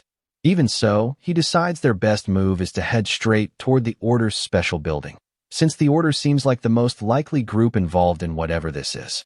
As they move, a voice suddenly calls out from inside a nearby building, addressing them as honored guests. Loud noises spill out from within, drawing their attention immediately. The voice announces urgently that Ronan is currently under external invasion. The speaker adds, almost offhandedly, that his strange senses only ever activate when something terrible is happening. Ronan, Elizabeth, and Assel all feel it at the same time. Something about this is wrong. Ronan demands answers immediately. He wants to know if the Order is responsible. He wants to know the current situation. He starts asking about Karaka. Before he gets a single answer, a man in a cloak steps forward and explains calmly that others are already confirming the details. He orders the group to evacuate, claiming he will escort them to safety. Ronan sees through it instantly. The cloaked man is not alone. Several more are waiting just out of sight. Their real intention is to lure Ronan into a trap and kill him there. Before the door even opens, Ronan moves. With terrifying speed and precision, he drives his sword straight through the closed door. The blade punches clean through the wood and into the cloaked man's chest. Blood bursts from his mouth as the strike lands fatally. Ronan mocks the attempt coldly. If they really wanted to deceive him, he tells them, they should have hidden their disgusting mana first. He storms inside without hesitation. His sword tears through everyone waiting in ambush, severing limbs and cutting down attacker after attacker as he moves through the room. The survivors scream for everyone to kill him. At that exact moment, Elizabeth and Assel arrive. Both unleash their mana at once, raining attacks down on the remaining enemies. One after another, they fall under the assault. Looking at the aftermath, Ronan realizes this incident runs far deeper than they originally thought. There is no time left to stand around analyzing it. Everything is moving too fast. He tells them both not to hesitate from this point on. Far out at sea, a massive ship burns. A violent storm churns around it. Everyone aboard has already been reduced to ash and ruin. Standing alone in the middle of the destruction is Iterband. He is the one who set the ship ablaze. Looking over the wreckage, he sees nothing but pathetic moths that could not even manage to struggle. Then he senses someone approaching from behind. His expression darkens instantly. He turns with a fierce glare, anger flaring at the very thought of anyone looking down on him. Without hesitation, he hurls a wave of fire mana at the newcomers, the attack surging forward with tremendous force. The flames accomplish nothing. Standing there, completely unharmed, are the Bishop of the North and her subordinate. Her guard deflects the attack with no visible effort at all. The bishop finds Iterband's behavior almost amusing. She views him as nothing more than an arrogant servant throwing a tantrum. Even so, she is willing to overlook the disrespect. The reason is simple. The power inside him is something she wants badly. Iterband demands to know what she means by that. The bishop answers plainly. In the dragon tongue, the source of endless mana is called the dragon heart. That is exactly what she needs from him. Iterband answers with a dangerous smile. He knows full well what happens to those who go searching for a dragon heart. Old stories. Many had wanted it once. Some chased fame. Some chased wealth. Some only wanted freedom from servitude. No matter what drove them, every single one of them ended the same way. Nothing left behind but ash. As he speaks, an enormous dragon-shaped shadow forms behind him, built entirely from his own mana, radiating a pressure that fills the entire area. The bishop's guard tenses immediately, raising a hand and gathering mana, bracing for a fight. The bishop himself does not move. With a confident smile, he tells his guard to stand down. In his eyes, Iterband simply lacks experience. Just a young man blinded by his own recklessness. That, he says, is about to change. It will change the moment Iterband sees his greatest masterpiece. The bishop snaps his fingers. Dark mana erupts outward, swallowing the entire area in a sinister purple aura. The sea reacts instantly, the storm around them growing more violent as dark energy spreads across the surroundings. Iterband grits his teeth in anger, watching the phenomenon take shape. Even a distant group of crow-masked figures sees it from afar, staring in stunned silence, unable to understand what they are looking at. Iterband lifts his gaze toward the sky. What hangs above him feels deeply wrong. Just by existing, it tramples on the natural order itself. It corrupts and stains everything living around it. To Iterband, it is nothing less than a giant mass of impurity. And it is enormous. Positioned directly above the burning ship, ready to descend. If it falls, everything below will be wiped out completely. The bishop admires his own creation, almost glowing with pride, and invites Iterband to share his thoughts. He admits none of his earlier masterpieces compare to this one. He poured more time and care into it than anything before. This creation took 1,000 mana stones, 10,000 different techniques, and, most horrifying of all, 100,000 lives. All of it fused together with overwhelming resentment, woven into a single monstrous being. Gravelis. The creature lets out a deafening roar that shakes the storm itself. The bishop points directly at Iterband. He explains that Gravelis still has limitations, its power unstable in its current form. But he no longer sees that as a flaw. The reason is simple. Iterband carries a dragon heart. With that heart, even those limitations could be overcome entirely. The bishop demands that he come willingly. He wants the dragon heart offered to him. Both of them wear the same crazed smile as the confrontation reaches its peak. Neither shows even a flicker of fear. Both release everything they have at once, their overwhelming mana colliding violently against each other. The air itself trembles under the pressure. A massive war is about to begin. The chapter opens on flame particles drifting through the air. The full picture comes into view. Elizabeth and Ronan are standing together, looking back at a burning body.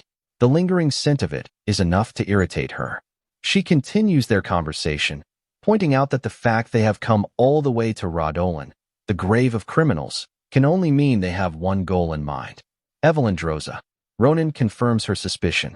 Then his expression shifts. He senses something else, a mass of demonic energy far stronger than anything ordinary, something that feels even heavier than Bajura's presence. He looks out the window as the thought settles in. There is definitely a bishop-level power somewhere nearby. The moment that thought finishes forming, the scene shifts outside Radolan.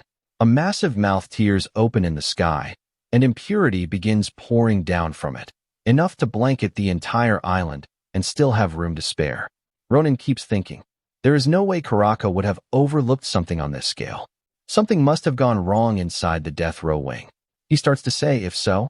Before he can finish the sentence, a strange mana rushes toward him like lightning and locks around him completely. Ronan is caught off guard for a moment. He recognizes it instantly. A movement-restricting aura. The moment he is bound, a beam of light shoots straight toward him, colliding directly into his position. Ronan stops the beam cold with his dagger, channeling his energy through the blade to deflect it entirely. With the help of his aura, he erases the attack completely before it can reach him. A smile spreads across his face as he looks toward the far end of the hall. He had not expected to see these particular faces again. He removes both of their masks and tells them they look good. He asks if Karaka's torture suited their taste.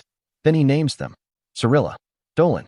Dolan's face twists with rage, veins bulging across his skin, as he tells Ronan that he endured hellish torture for one purpose alone: to tear him apart. Cirilla simply repeats the same phrase over and over. I will kill you. I will kill you. I will kill you. Then both of them speak in unison. With the grace they received from the great tip of the star, they will finally kill him. Their faces darken, eyes glowing with something close to madness. The moment they finish speaking, a hostile purple aura radiates outward from both of them, washing over Ronan, Assel, and Erzabet. A crazed smile spreads across Ronan's face. He tells them their greeting is unusually rough. Then he calculates carefully. The concentration of their mana has changed completely from before. Judging by their energy alone, both of them have reached at least branch leader level. The two of them stand there, madness and murderous intent swimming in their eyes. Ronan's smile fades. He thinks to himself that he cannot afford to waste time here. He needs to finish this quickly. Before he can finish that thought, someone calls out to him and steps forward. Assel and Erzabet ready their power, asking Ronan to leave the two of them to deal with this and head on ahead. A flicker of worry crosses Ronan's face. He asks what they mean by that. Assel's hand glows with blue mana. With a small smile, he tells Ronan that he cannot afford to lose time here, and he needs to save his stamina for what's ahead. Erzabet agrees, purple flame gathering around her, her gaze focused and sharp. She tells him that since they are racing against time, wasting energy here would be the worst possible decision. Assel turns back to him with a smile and asks him to trust them. They have trained hard for exactly this moment. Ronan looks genuinely surprised. He thinks to himself, they just deflected Dolan's aura, even though he is far stronger than before. That is not even funny. He pushed them this hard because he needed comrades capable of standing against giants alongside him. But in every real fight so far, he has been the one shielding them instead. He looks ahead and sees Assel glowing with blue aura, Erzabet with purple flame ready in her hand. A proud smile crosses his face. He tells them not to complain to him later. Then he turns and runs, heading in the direction where the real fighting is happening. Dolan and Cirilla both try to chase after him, shouting that he will not get away. Dolan raises his blade. Cirilla begins forming a magic circle in her hand. Before either of them can take a single step, Assel readies his glowing aura, lifting stones from the ground, while Erzabet ignites her flame at the same instant. A blinding light erupts as all of their auras collide. The scene shifts outside Rodolan to a ship out at sea. Itterband stands facing the Bishop of the North. A giant purple mass hangs in the sky above the ship, and dark hands are rising out of the floor where the bishop stands. The giant purple mass opens its mouth. A glowing eye, scattered, sharp teeth, and a purple aura gathering at its center. It is so massive that all of Rodolan would look like a tiny house beside it. The purple aura radiating from it begins spreading outward. The ripple reaches Itterband, and he is caught off guard by the sheer weight of the presence. Hands erupt from the floor beneath him, gripping his legs, slowly climbing to bind his entire body. He stares at the black aura spreading across the floor, wondering what this even is. A noise begins building as the hands close around his face. His skin starts being eaten away, half of his face stripped down to raw muscle as more hands wrap around the rest of his body. As it happens, Itterband realizes something. This is not just noise. It is black magic, binding him in the shackles of a sonic curse. Half his face gone, flames begin rising from his body. Fire erupts outward, burning away every hand that holds him. Itterband mutters, "How superficial."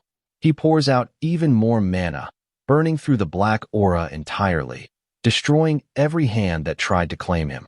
He asks coldly if they truly believed a mere human spell could seal a dragon. A crazed smile crosses the bishop's face. She remarks that the way he endured those cries proves he truly carries dragon's blood.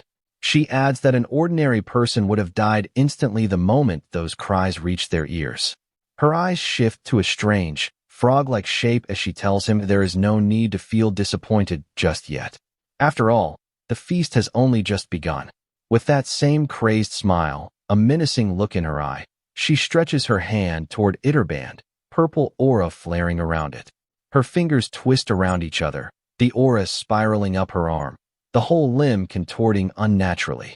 Suddenly her hand reshapes itself into a weapon, dark purple energy wrapped around it. Itterband is caught off guard. The bishop tears off her left arm, the weapon now fully formed, and lunges straight toward him, her other hand drawn back behind her. The entire ship turns black as the purple aura radiates outward. The weapon closes in on the dragon's face. Before it can land, he deflects it with a flick of his hand, sending the bishop flying backward. With pure ecstasy in her eyes, she remarks that the dragon's mind and body are very close to completion. Looking at him as an ingredient excites her more and more. She stops mid-air, purple aura radiating outward, and fires a barrage of purple beams of light directly at the ship where Itterband stands. Itterband watches the beams come hurtling toward him. Before they can reach him, a wall of fire rises up to surround them, the flames bursting outward to protect him. Anger and a crazed glint in his eyes, Itterband tells her she truly is a fool. Flame swirls around him as he speaks. She is about to witness the end of her foolish servant. This is the punishment of the sky. The bishop looks up. A massive meteor is descending straight down onto the impurity above. The impurity itself is so massive that Ronan would look like a tiny house in comparison, but the meteor the dragon has summoned is so much larger that even the impurity looks like a golf ball beside it. The chapter opens with the meteor continuing its descent toward the impurity. The ocean itself is boiling under the heat radiating from it, the entire ship trembling from the temperature alone. The bishop smiles with pure ecstasy, murmuring to herself that she cannot help but marvel at how effortlessly a meteor, the pinnacle spell of all fire-type magic, was just cast. She looks at Itterband, flames still burning in his eyes, and remarks that this is exactly what one would expect from a race that stands at the very peak of all creation.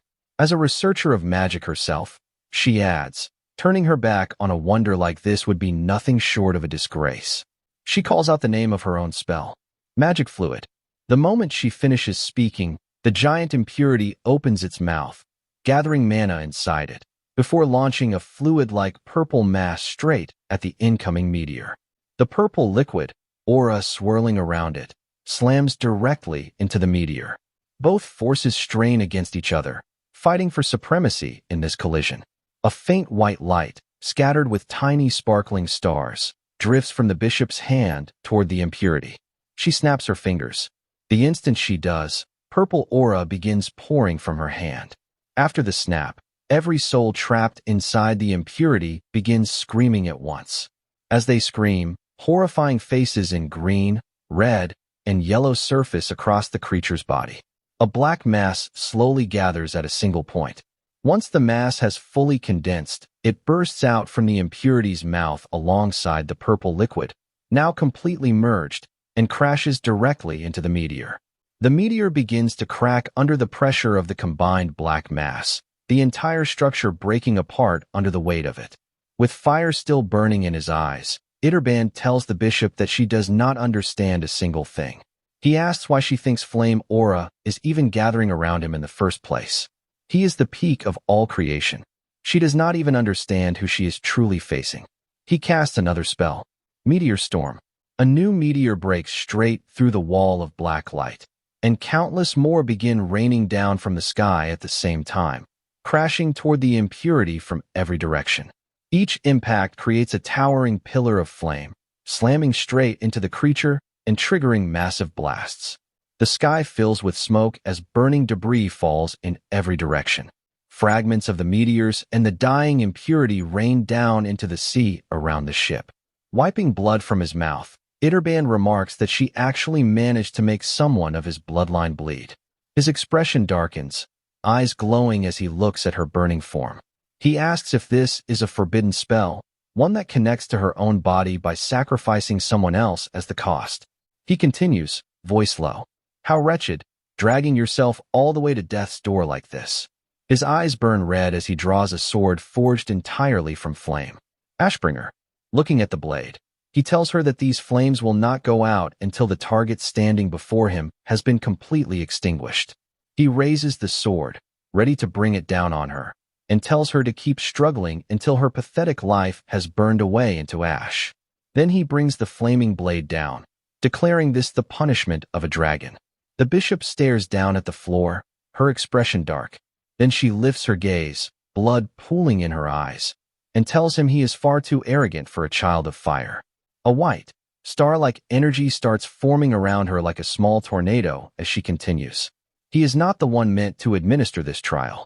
That responsibility belongs solely to the stars. Before the sword can touch her, the white star energy shatters it completely. Shock spreads across Iterband's face. He stares at the broken blade. A flaming sword infused with a dragon's own mana, broken just like that? He cannot understand how that's possible.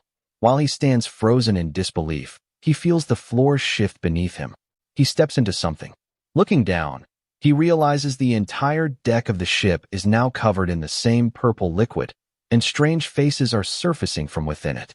Sweat beading across his face, Iterband stares at the screaming faces beneath him, unable to process what he's looking at. Then someone steps onto one of those faces. It is the bishop. She shudders with ecstasy and admits that her greed has made these children suffer. But, she continues, this was all part of the trial necessary to achieve a complete life. She tells him the children should not hate her too much for it. Once she takes the heart of a dragon's child, they will all be reborn into something far grander. The purple liquid stretches out into rope-like tendrils, binding around Iterband as she speaks. Furious, he tells her this is a ridiculous last-ditch effort. He just needs to burn it all away and nothing will change. Flame begins gathering around his body as he speaks. Then it simply goes out. Worry crosses his face, sweat pouring down as he realizes his magic is not activating at all. The bishop bursts into crazed laughter. She tells him that even as a dragon, he is still only a hatchling. Did he really think he could pour out that much magic and walk away unaffected? She continues, her tone darkening with amusement. With this much demonic energy and Gravelis's cries weighing down on him, using his power has become incredibly difficult now. Having already savored the taste of his dragon heart's power, she declares it is finally time to prepare a feast worthy of the occasion.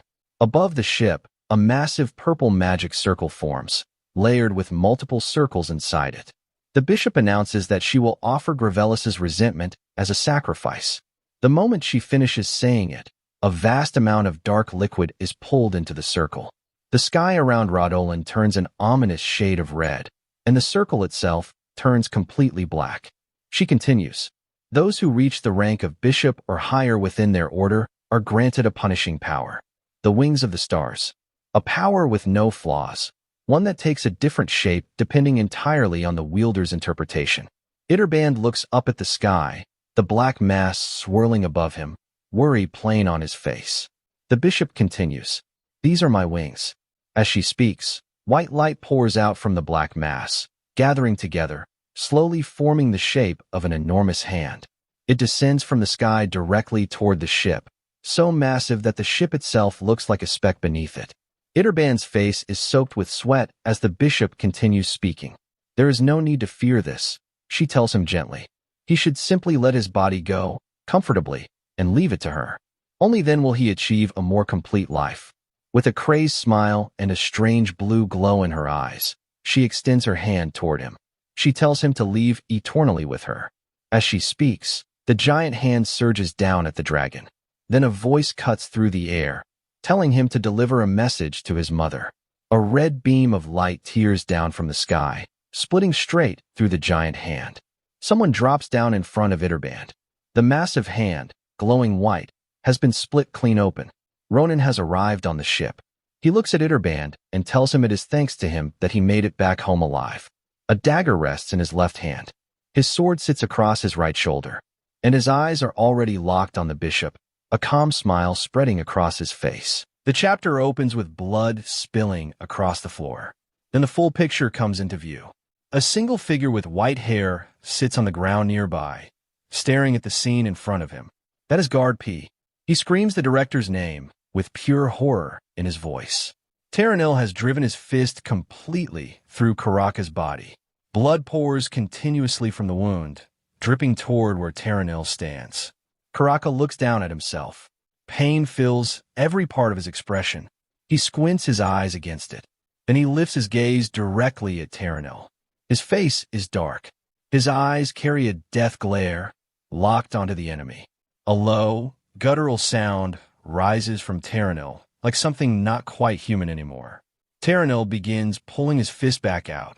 As the arm withdraws, Karaka grabs it. Chains snap out immediately, binding both of their hands together in the same motion.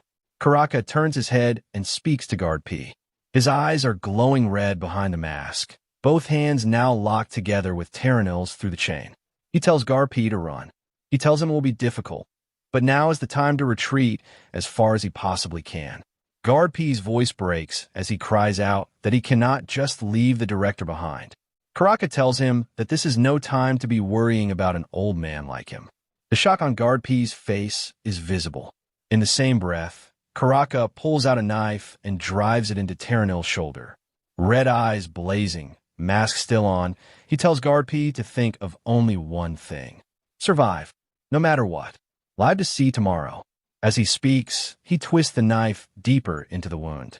Then he looks back with red eyes, completely focused, blood coating the blade, and continues speaking. He tells Guard P that carrying on Radolin and the Empire's future is his duty now. It sounds less like an order and more like a last message, like a torch being handed over. Guard P is still sitting on the floor, shaking from his injuries, absorbing the weight of what the director just said.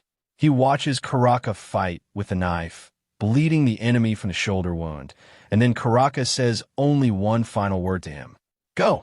Guard P forces his broken body upright, coughing, grief written across his face.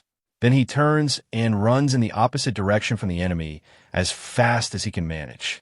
Behind him, Terranil screams like a wild animal and drives his leg straight into Karaka's stomach with enough force to shatter a wall.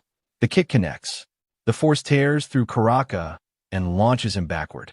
He almost loses consciousness, but he catches himself and forces his eyes back to the enemy.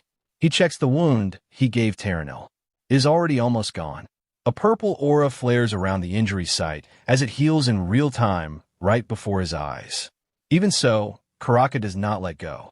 He tightens his grip on Terranil's hand, still bound by the chain, and murmurs to himself that in spite of all this, he cannot stop. He hurls the knife directly at Terranil's face.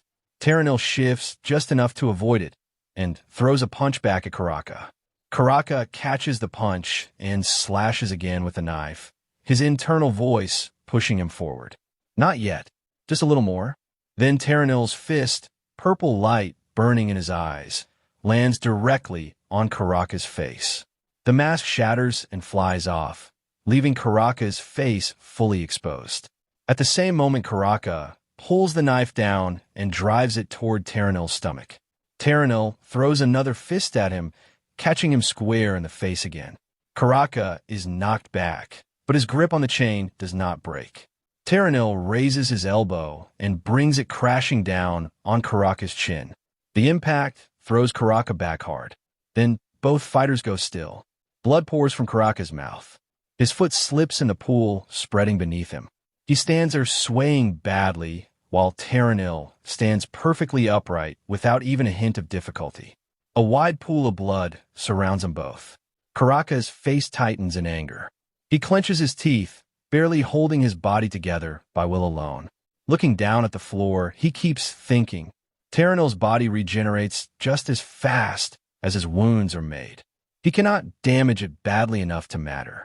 If a monster like that gets away, the blood it costs to think that thought is already pooling on the floor beneath him. The Bishop of the North looks down at him with glowing red eyes as Karaka's thoughts continue. Once again, the blood of innocent people will be spilled across the entire empire. That is exactly why he thinks he is grateful. A crazed smile spreads across his face. Newfound purpose ignites in his eyes as the thought completes itself. This old life of mine can still serve a purpose. The moment that thought settles, the blood pooled across the floor begins to move. Karaka's aura pours into it. The blood starts spinning, pulling itself together, rising behind Terranil in a towering crimson spiral. Terranil turns around to look. Karaka speaks. He names his final execution technique, Blood Maiden. A giant figure made entirely of blood rises up from the floor. Terranil stares at it, visibly surprised for the first time. Karaka looks at him and tells him thank you for keeping him company. Terranil stares blankly forward, eyes fixed ahead in a daze. Karaka continues. He explains what Blood Maiden is. It is the strongest execution tool he can create from his own aura. His most powerful technique. The cruelest and most absolute sealing artifact he possesses. It brings eternal pain to anyone it embraces. He was never able to use it easily. It costs nearly a fatal amount of his own blood just to bring it out, and he has only managed to use it a handful of times in his entire life. It was only thanks to the punishment Terranil gave him that he finally has enough blood to call out again. He tells him that the time has come to end this long interrogation. He grips both of Terranil's bound hands tightly. Blood Maiden's doors begin opening around them. He tells Terranil not to feel lonely. With a crazed grin and a wide smile, he tells him that he will be going with him. The face of Blood Maiden appears. It begins laughing. Doors lined with enormous inward-facing spikes start moving, closing fast around their target. The spikes close in. Karaka speaks his final words from inside the closing doors. He says it is enough. If giving this one life can stop even a single disaster, that is more than enough. That alone gives everything its meaning. The doors are almost shut. Then a single eye opens. Karaka blinks. He is outside Blood Maiden. He stares at it in confusion. He was inside.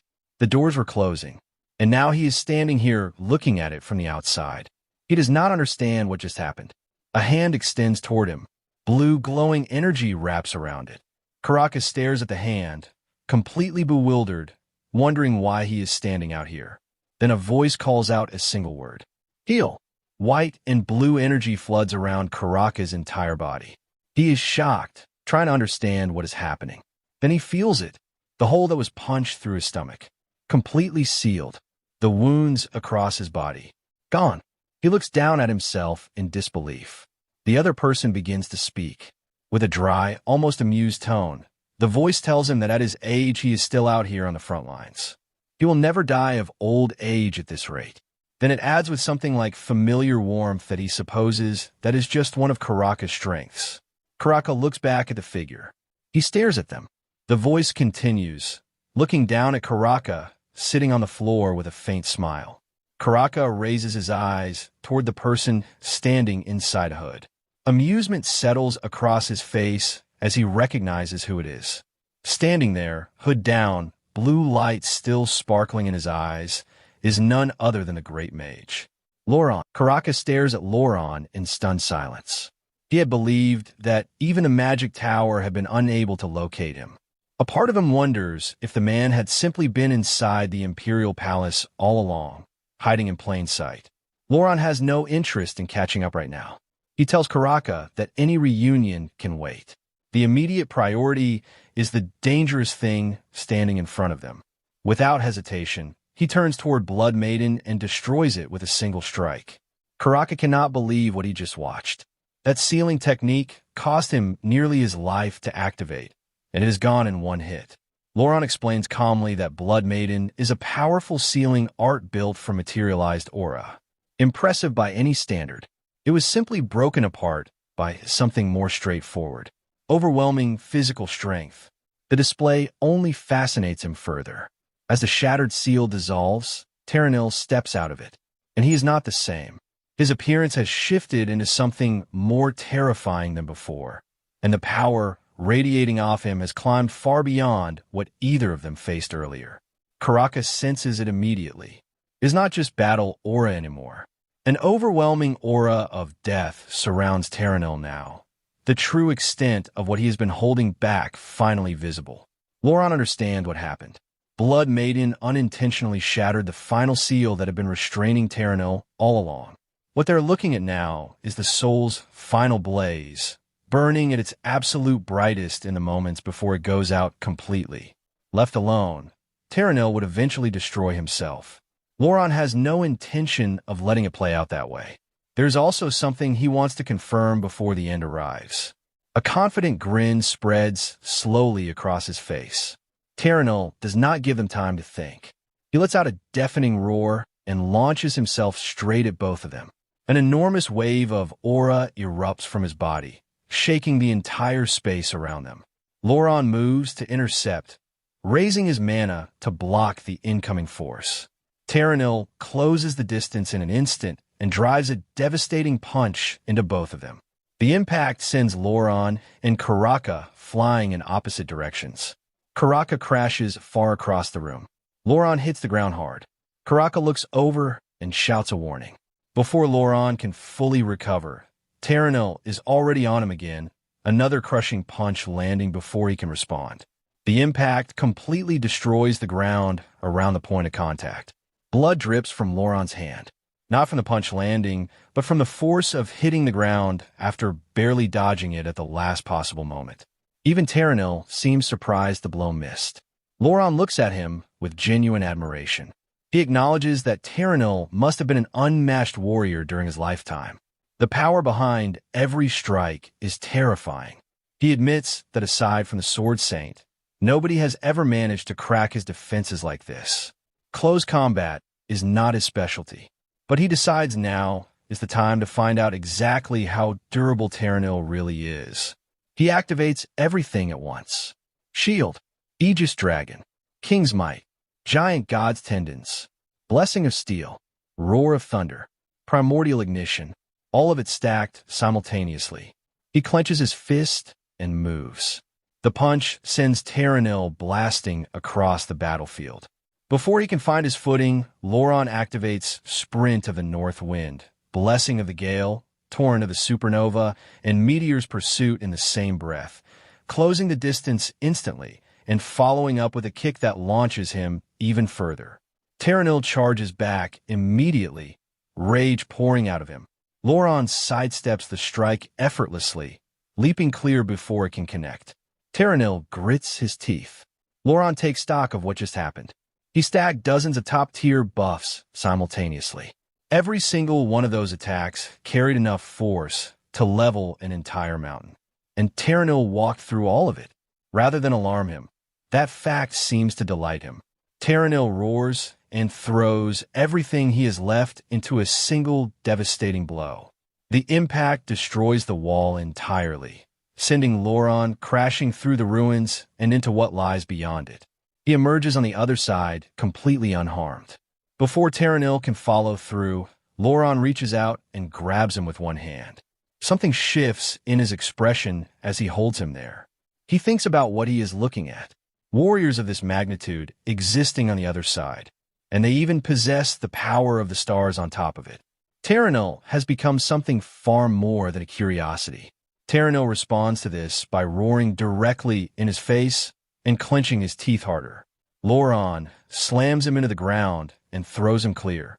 He abandons his original plan of finishing the fight after measuring Terranil's full strength.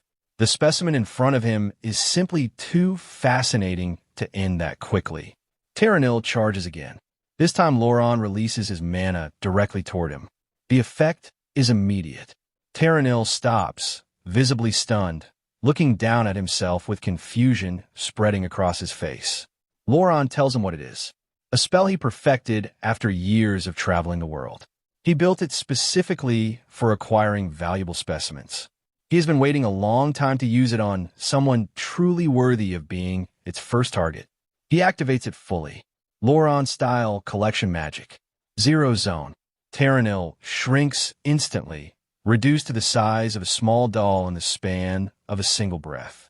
Loran reaches out calmly and seals him inside a small bottle. He removes his mask, looks at the bottle in his hand, and smiles with complete satisfaction. He welcomes his newest specimen to the collection. Karaka watches Loran drop Terranil into a bottle and seal it shut, and the only thought he can form is that the man is exactly as overwhelming as he has always been. After mastering every branch of magic and stepping into the realm of transcendence, Ronan had become known as something the world had never produced before or since. The first great mage. With Terranil safely sealed, Ronan bursts into delighted laughter, turning the bottle over in his hands, already wondering whether to study the specimen first or dissect it. The thought alone sends him practically bouncing around the room like a child who just found something extraordinary in a corner of the world nobody else had thought to look. Karaka watches this and feels the quiet familiarity of it. Ronan has always been exactly like this the moment a research subject catches his interest. Then he notices something else. Compared to the last time they met, Ronan looks noticeably younger. Karaka forces the thought out of his mind immediately. None of that matters right now. The crisis is not over. He calls out to him. Ronan greets him cheerfully and asks how the massive hole in his body is holding up. Karaka tells him the wound is already closed, thanks to him, and then tells him immediately that this is not the time for that conversation. He explains that the mastermind behind everything, Seraphina de Clegier, is still out there. He tells him plainly, and with visible shame at having to say it as the one responsible for protecting this place, that he needs his help. Ronan repeats the name quietly to himself. Then recognition crosses his face. He remarks that the old fox should have stayed hidden inside her den instead of crawling back out to cause trouble again. He activates his technique without fanfare. All-seeing eye. Man-Sangan. Through his mana, he observes the entire battlefield at once, taking in both the situation aboard the ship where Itterban stands and the positions of everyone else. Then the aura controlling the field catches his attention, and he goes still. It is not Seraphina. It is not Itterban either. It is Ronan. Ronan deactivates the technique. A genuine smile of amusement spreads across his face as he tells Karaka that the old fox is no longer going to be a problem. Karaka has no idea what he means and says so directly. Ronan does not explain. He simply tells him to come with him and promises that what they are about to see will be quite a show. The scene shifts to the ship. Ronan stands where the bishop's enormous demonic hand used to be. It has been sliced apart. He is looking at Itterban with a relaxed expression.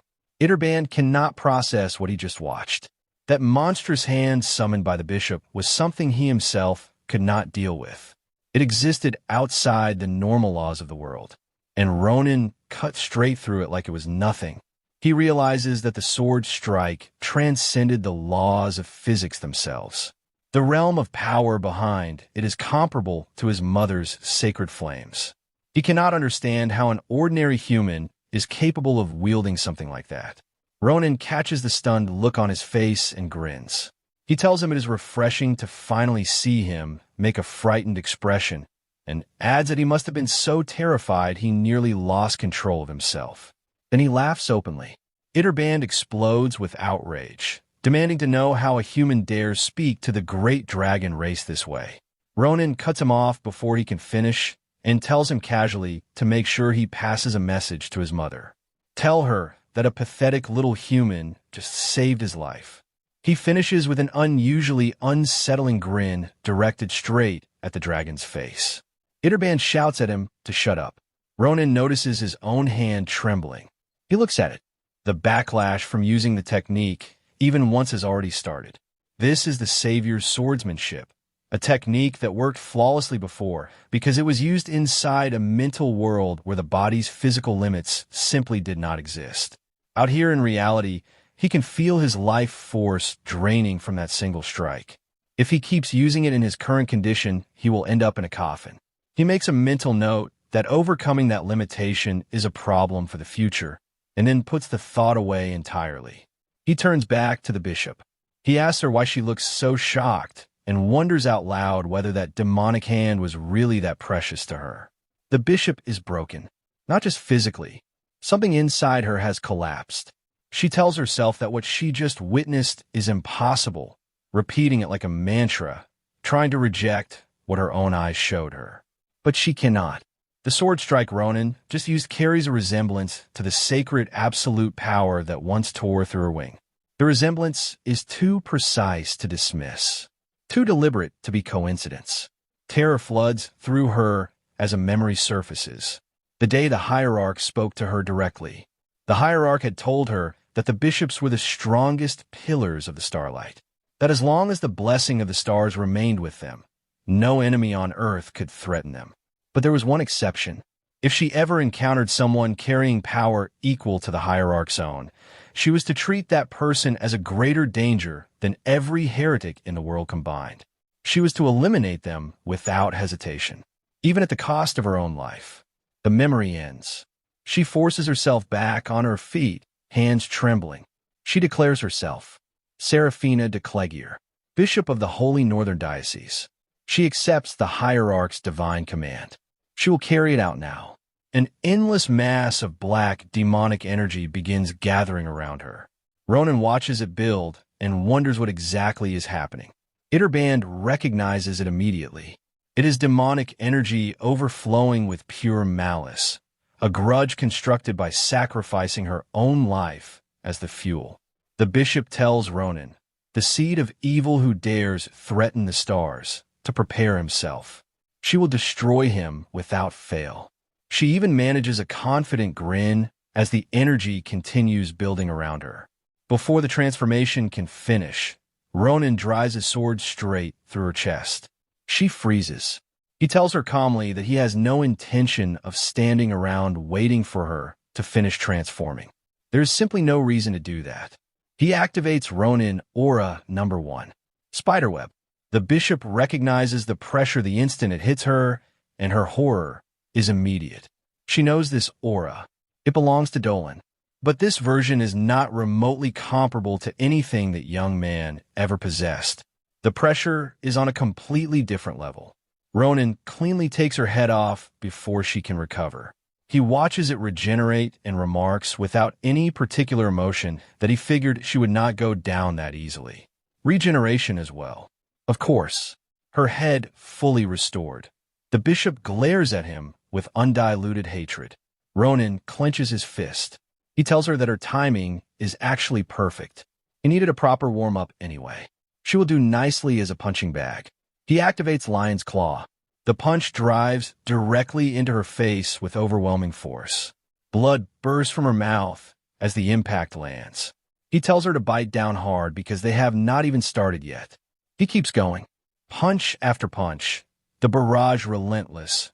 Each hit landing with the same controlled brutality as the last, until the bishop is sent flying across the battlefield and crashes hard into the wreckage behind her. Even while being beaten without pause, Serafina holds onto something. She reminds herself of who she is. Serafina de Clegier. She had once stood at the absolute peak of the demonic arts. She had looked down upon all living beings, commanded the dead, and ruled above the very laws of life and death itself. A queen who had transcended mortality. And yet here she is, being dismantled by someone who is not even using a proper technique. Just fists. Crude, formless, barbaric punches landing one after another without a shred of elegance. Every time his fist connects, her head is smashed apart. And every time it grows back. Ronan never gives her a single second to use that. The moment regeneration begins, the next punch is already landing. The pain tearing through her is unlike anything she has felt in a very long time. She screams and realizes something that makes it worse. The star's blessing is no longer protecting her. Every spell she attempts to throw up in defense, he shatters before it forms. The cursed dagger buried deep in her body is preventing her from reshaping her flesh the way she normally would. She cannot transform. She cannot dodge. She can only endure. Blood covers the battlefield. Through the pain, she keeps asking herself the same question. How does a mortal body and soul carry this kind of power? What is Ronan? Ronan, for his part, has been counting. By his estimate, he has hit her roughly 80 times. She is still alive. He finds her persistence almost entertaining and decides to round up to 100. He clenches his fist, loads it with an enormous concentration of mana, and swings.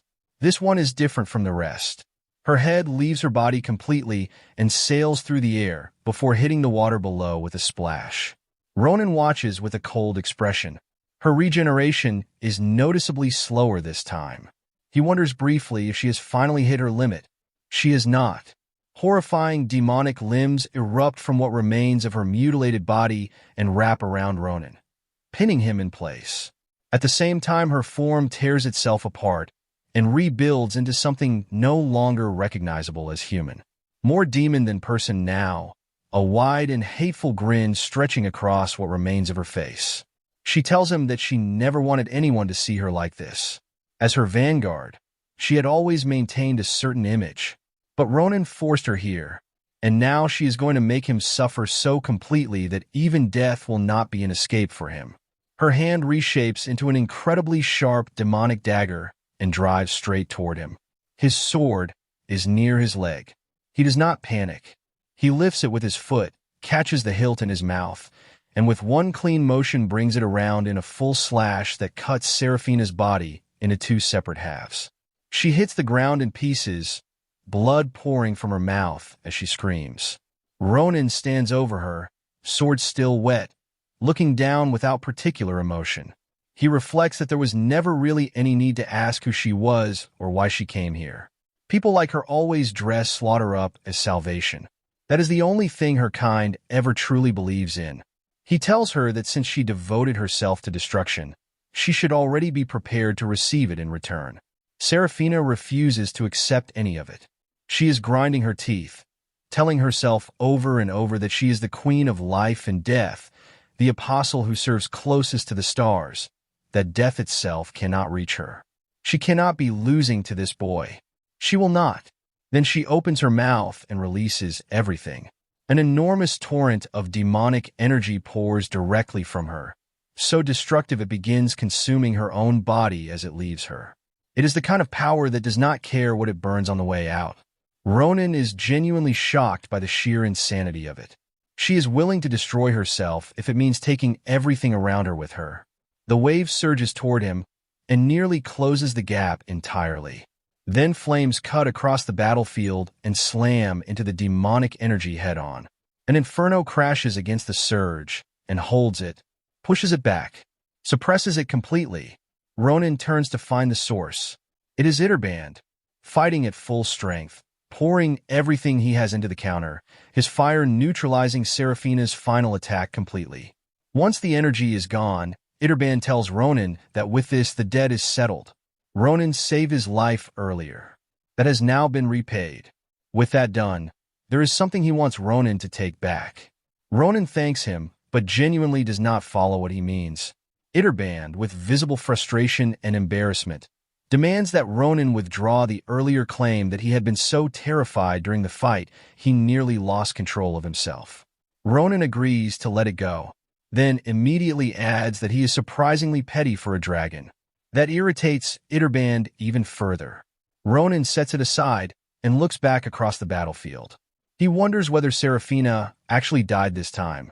Someone as dangerous as her does not go down from something like this, and he knows it. Iterband confirms his suspicion.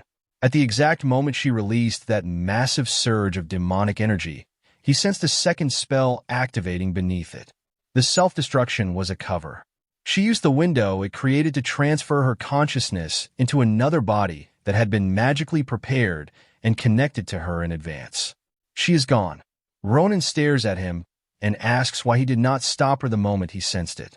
Iterband explains, looking uncomfortable, that he was fully occupied with containing the demonic energy. He simply could not do both at the same time. Ronan sighs. He remarks that there is only so much he can expect from their precious young dragon master, and mutters that he always ends up handling everything himself in the end. Iterband bristles at that, but has nothing to say. Ronan looks up toward the sky with a calm expression. Seraphina escaped, but it is already obvious where a fanatic like her would run to. Chasing her is not the priority right now, though. His first concern is his comrades.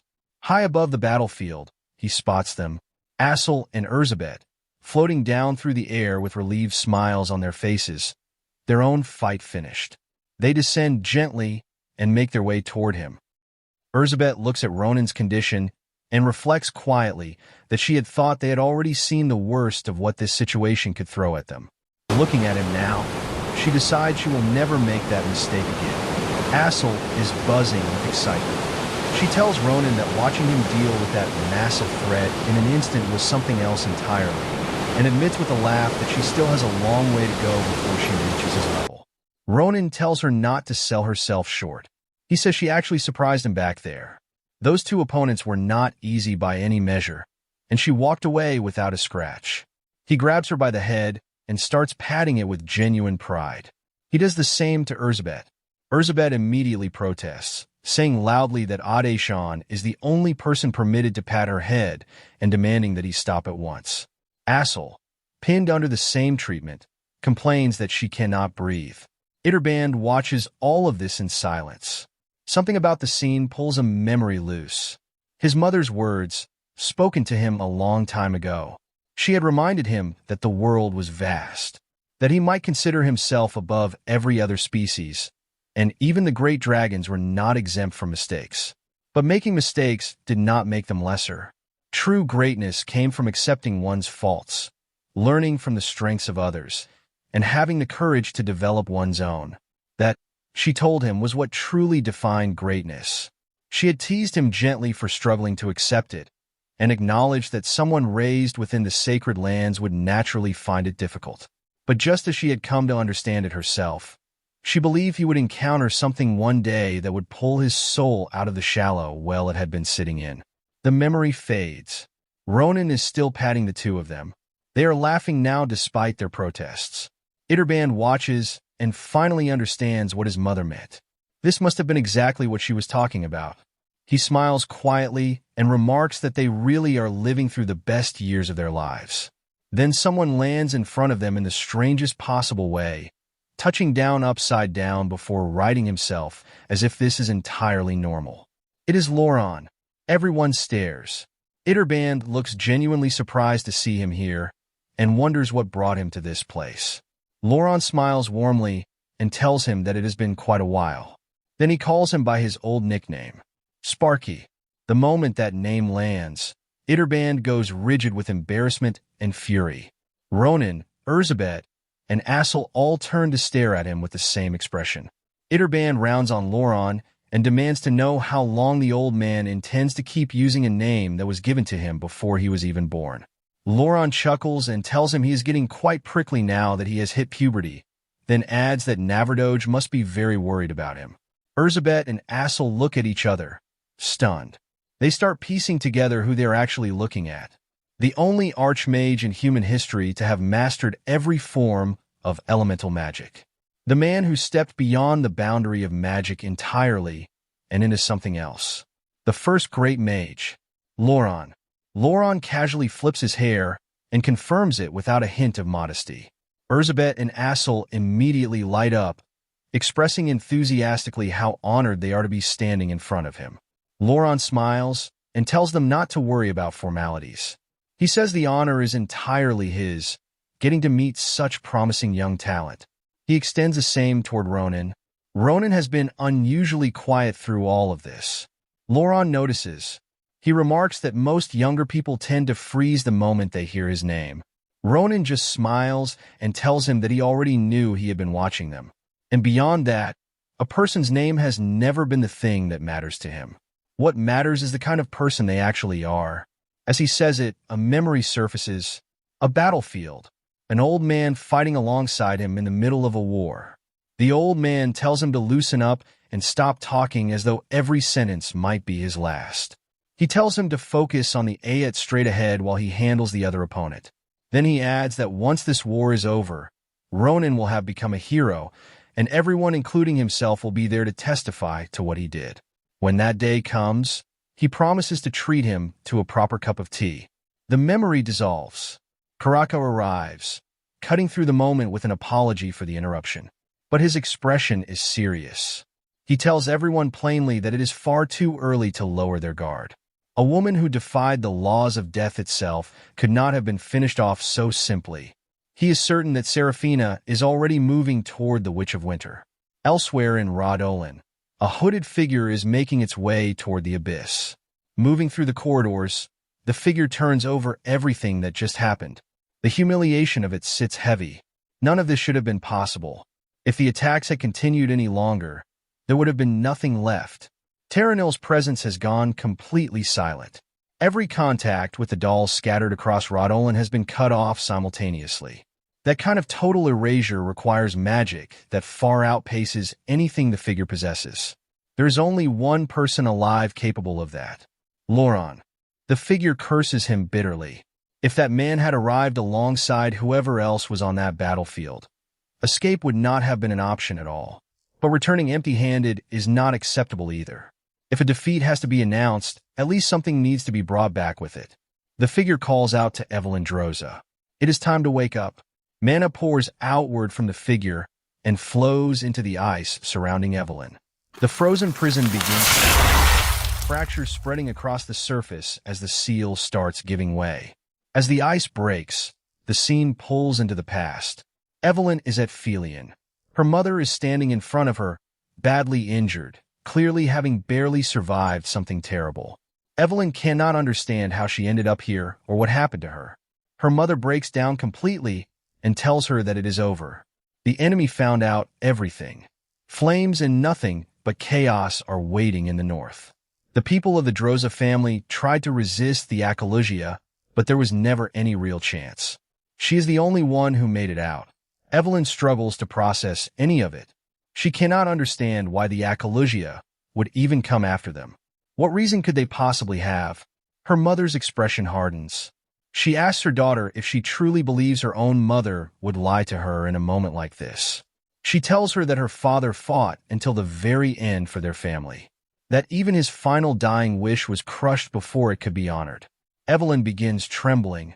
Her mother grabs her and tells her to prepare herself. She commands her to take every piece of sorrow inside her and turn it into hatred, to flood their enemies' lands with blood until that blood reaches back home. That is the only way to honor their family. That is the duty of the last remaining Droza. She commands her daughter to wake up, to let hatred be the force that drives her power forward. The memory ends. The ice around Evelyn shatters completely. Her weakened body falls forward, caught by the hooded figure standing beneath her. Evelyn looks up at the face holding her and goes still with shock. The hood falls back. The man smiles down at her warmly and tells his precious jewel that it is good to see her. It is her father. The Droza family name carries a specific reputation in the present day. Bone-chilling cold, savage monsters, and isolated people who rejected outside contact entirely and devoted themselves solely to perfecting the ultimate form of ice magic, believing it to be the highest calling of their bloodline. But the Droza family of the past was something different entirely. Contact with outsiders had always been rare, not out of arrogance but simply because of where they lived. The North did not allow for softness. In that brutal cold, the people who survived were the ones who held on to each other. The members of House Droza led by example, shedding blood and sweat for the peace and survival of their people rather than chasing magical achievement. Their walls held firm against the bitter cold and the savage creatures that came with it. They carried themselves with the dignity of a true great family of the North. And they carried something else, a mission the outside world knew nothing about. Long ago, an unnamed seeker who witnessed the suffering of those living in the frozen north created something remarkable. By gathering the very essence of the cold itself, this seeker forged a treasure containing the secret formula of primordial ice magic. If its power were fully mastered, even the harshest winter could be brought under one's control. It held within it the essence of winter itself. It was known simply as winter. The sacred duty of the Droza family was to protect this relic. Bound together under that mission, the family seemed like it could never be broken. Then one person created a crack that could not be undone. A witch named Serafina de Clegier, searching for power to strengthen the church, discovered winter. The moment she laid eyes on it, something ignited in her. She found it breathtakingly beautiful. That admiration curdled quickly into desire, and desire into a maddening, endless greed. The scheme that followed was quiet and cold, much like the land itself. Serafina had mastered the arts of mental manipulation, possession, brainwashing. Infiltrating the North was simple for someone with her abilities. She began with the residents. Then she moved to the Knight Commander who protected the family. then the high-ranking retainers. And eventually, even the head of House Droza himself fell under her control. Everything gradually came into her hands. And finally she reached Winter. But she encountered a problem she had not anticipated. Winter could only be wielded by a direct descendant of the Droza bloodline, who possessed both a strong affinity for ice and a highly evolved body. Beyond that, Winter would only respond to the genuine will of someone born into that family. An extreme emotional outburst was required as the catalyst. No puppet, no matter how perfectly controlled, could substitute for that. Seraphina could not use Winter herself. Not directly. Not ever.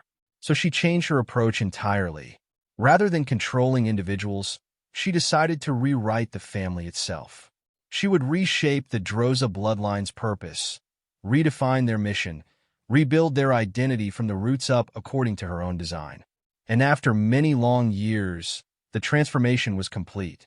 The Droza family came to believe with absolute certainty that creating a vessel capable of containing Winter was their destiny from birth. That it was the very reason they existed. But there was one thing even Seraphina could not account for. Something that refused to die even inside the deepest freeze. Love. The current head of House Droza, Aspel Droza, was the one who felt it stir back to life. Holding both of his children tightly in his arms with tears streaming down his face, he made a desperate vow.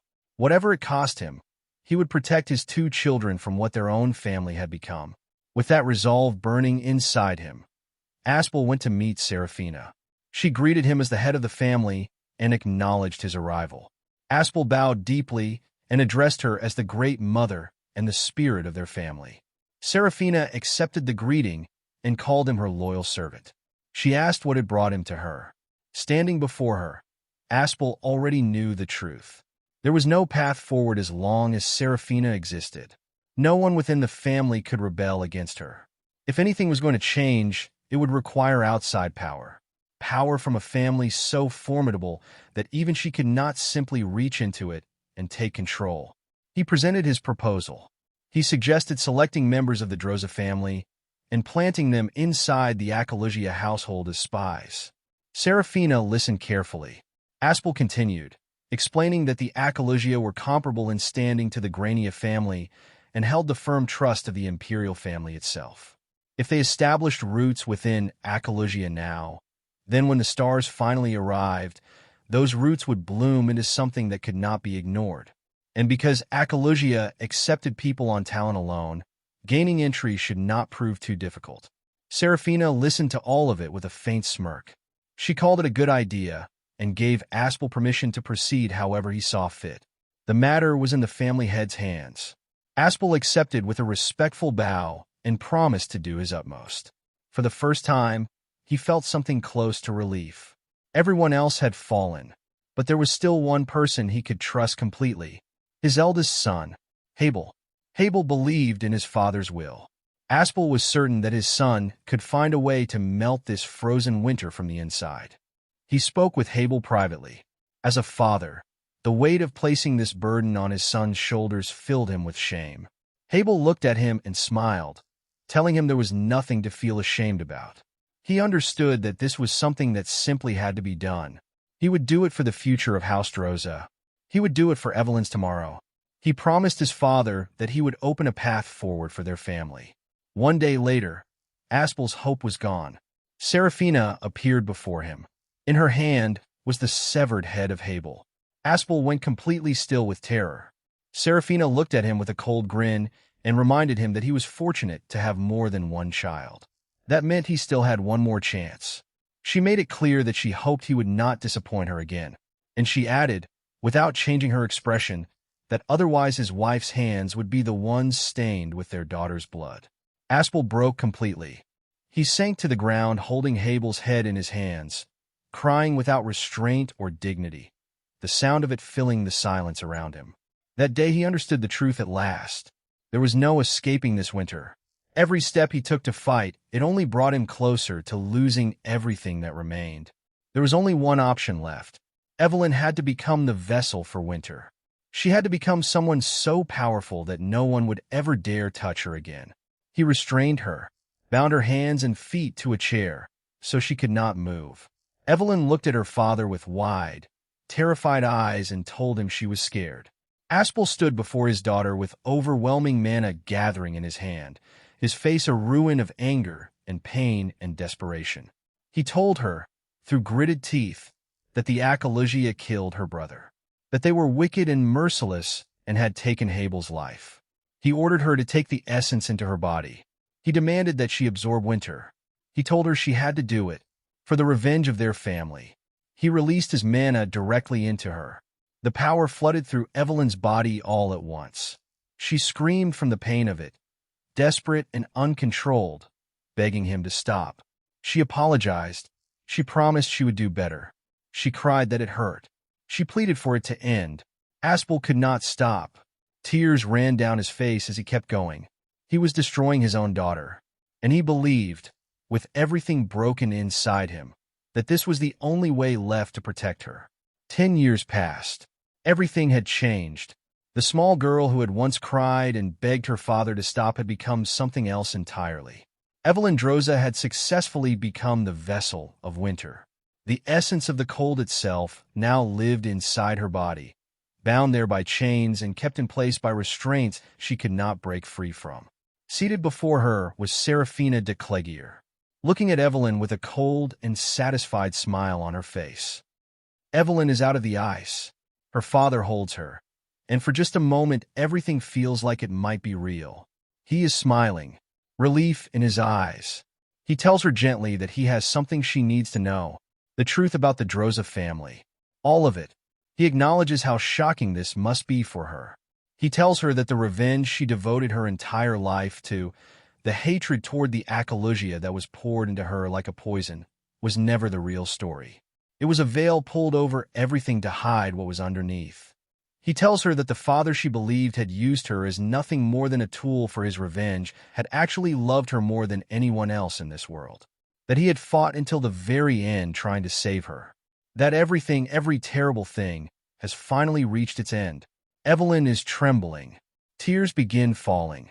Then his mana activates and he drives a strike directly into her stomach. The smile on his face turns sinister. He tells her that her father's hand is the one bringing about her end. He says he is glad he kept this body after finishing off the Droza family. If Evelyn had been given any warning, if she had seen it coming, she might have fought back with the full power of winter. But she was caught completely off guard. All he needed was an empty shell of the man she trusted most. Blood spills from her mouth. She trembles with the pain of it and demands to know why. Her father's face shifts into confusion, as if her anger genuinely surprises him. Evelyn reminds him that every member of the Droza family had already sworn their obedience to the Great Mother. She demands to know why they all had to die on top of that. Why was that necessary? The figure wearing her father's face grins. He tells her that her soft-hearted nature is exactly like her real father's. That softness is precisely why she was chosen. Without it, the emotional shock required to awaken winter would never have been possible. The deaths of the Droza family members were the sparks, the fuel, the catalyst. Each one of them had believed in the plan completely, and now that everything has come to fruition, their deaths have become meaningful. He adds, almost casually, that the entire ordeal was nothing more than a tedious little play he endured in order to reach this moment. Evelyn's grief ignites into fury. She cannot accept it. She cries out that their deaths were just part of this plan, that all of it was for this. The figure tells her that enough talking has been done. Evelyn goes completely still. Then the scene shifts. Ronan, Assel, Erzabet, Karaka, Loran, and Iterband arrive at the battlefield. The figure wearing Aspel's face sees them coming and grins. He declares that the audience has finally gathered. It is time to take the stage. He activates dark magic. Soul transference. A violent tornado erupts around everything. The force of it shocks everyone present. Ronan immediately reads the situation and warns them to be careful. They are one step too late. In the middle of the overwhelming aura, Aspel's body begins disappearing. Tears stream silently down his face as it dissolves. From the ground beneath him, a mysterious tree begins growing upward. branching outward as if the earth itself is responding to what is happening. A voice commands everyone to bow their heads and welcome the second coming of the queen. The arrival of winter. A female figure emerges from the phenomenon, a sinister grin on her face. Ronan looks at her, and something tugs at recognition. Her face is strangely familiar. Around her, an endless cold spreads outward with a depth that cannot be measured. A pure white aura surrounds her entirely, as though winter itself has taken a form and chosen to walk. The true winter which has arrived. She stands before all of them, grinning, and then raises a hand and points it directly at Ronan. The people around him flinch instinctively. She releases her mana, and the entire area freezes in an instant under the terrifying weight of it. Ronan and the others remain standing. Ronan has already stepped forward, a powerful barrier raised around them, holding back the cold. Ronan looks at what he is facing and realizes that the potential hidden inside Evelyn has exceeded even what he had expected. The winter which laughs when she sees the barrier. She recognizes Ronan's power and tells him that the old fox has actually managed to reach the realm of transcendence. She finds it genuinely beautiful. To her, this is the awakening of the very essence of nature itself. With this much power and authority at her disposal, she believes she can finally achieve everything she has been building toward. A brilliant new world guided by the stars. And in that world, she intends to stand at someone's side and claim him entirely for herself. Forever. Her presence continues to expand, an overwhelming aura erupting from inside her and surging upward toward the sky. Ronan watches and concludes that the situation has become more complicated than he would like. He can deal with a person drunk on power. That is manageable. But a broken soul is something else entirely. There is no way to reach someone who has already let go of life. Which means there is really only one path forward that makes any sense to him. He has to break her chains and set her free. That would be the best outcome for her. Then a surge of purple flame erupts from nearby, and everyone turns at once. The intensity of it is immediate and undeniable. Ronan looks at it and wonders out loud if this could be a direct descendant of the Akalogia bloodline. It is Erzabet. She steps forward and addresses Ronan with quiet composure, acknowledging that it may be presumptuous of her to step ahead of a great mage. Even so, she asks for his permission to face the winter witch herself. She assures him it will not take very long. Ronan looks at her eyes and smiles. He can see something in them, someone who already has a plan. He adds that he has not seen purple flames burning at this intensity since the time of the first patriarch of the Akalogia. As he says it, something begins shifting in Erzabet. Her appearance changes. Age comes into her features, a transformation rippling outward as even more overwhelming energy pours from inside her. The purple flame grows and grows. Ronan watches and speaks. He tells them that there is something unresolved between Erzabet and the Winter Witch, something that only the two of them can settle between themselves. But he also has to be honest. Their enemy has stepped into the realm of transcendence, even if only by a single step. What Erzabet has accomplished is genuinely remarkable, and she is still not a match for the Winter Witch right now. Because of that, he concludes, it would be wiser to leave this battle to someone else for the moment. Erzabet looks at him and says calmly that he is absolutely right. She admits it openly. At this moment, she is being recklessly overconfident. After all, these same flames were crushed by Evelyn herself 2 years ago. Ronan goes still when he hears that. But even as she admits it, the aura pouring from Erzabet keeps climbing. She continues. For the past 2 years, she has thought about nothing else. How to surpass Evelyn. How to melt the ice blocking her path. How to protect her flames even in the middle of a freezing blizzard. What she needed to do to break past the limits she kept hitting. The question never left her. It became the thing she woke up to and went to sleep with every single day. And then she found her answer. It was not something outside of her. It was something that had been inside her the whole time. The answer was simply to believe in the flames that had always burned within her as Erzabet Akalogia. She sits down. A powerful mana circle forms around her. The transformation that follows is not like anything that came before it. A crown of flames appears above her head. Ronan stares at it, completely stunned. He recognizes what he is looking at. The pinnacle of flame magic. The same height that the first patriarch of the Akalogia once reached and never left. Erzsébet Akalogia has arrived at the ultimate realm of fire.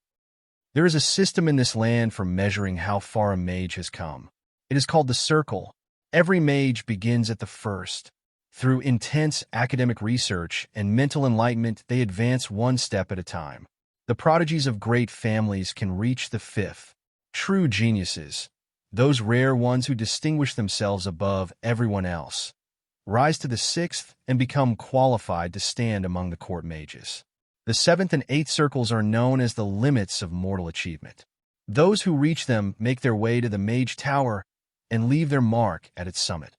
And then there is the ninth, the peak that even dragons who receive the blessing of mana from birth cannot easily reach.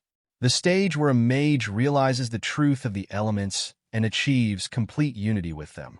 The legendary ninth circle. As Erzsébet's true form is revealed, the entire battlefield goes still. Ronan is the most stunned of all. He thinks back. At her age, he himself had barely reached the seventh circle. And yet here she is somehow standing at an entirely different stage. A crown of flames burning above her head. He turns the question over, and the answer arrives a moment later. Fire in Ash.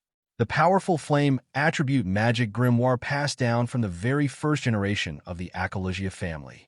It contains the flames of eternity inside its pages.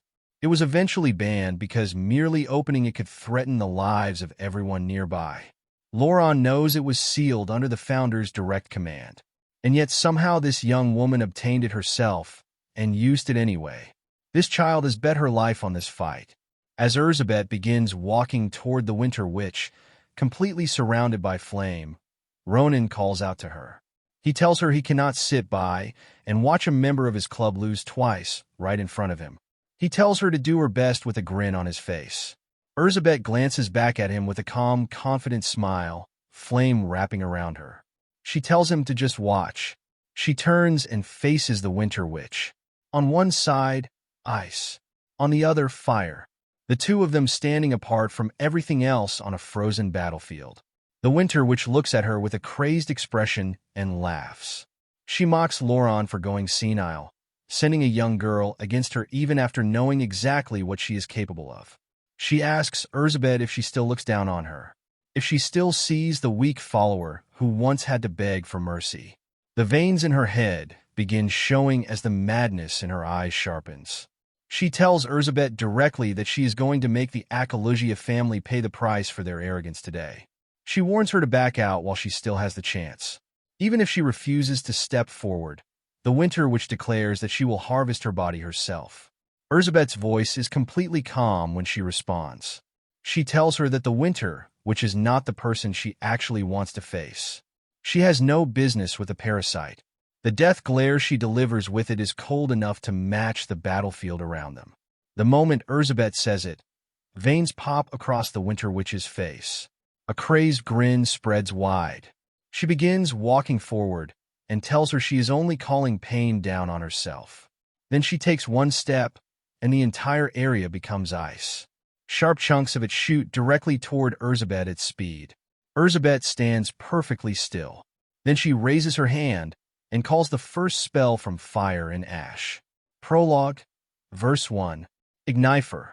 Flames erupt from her hands and crash straight into the incoming ice, burning through it entirely before it can reach her.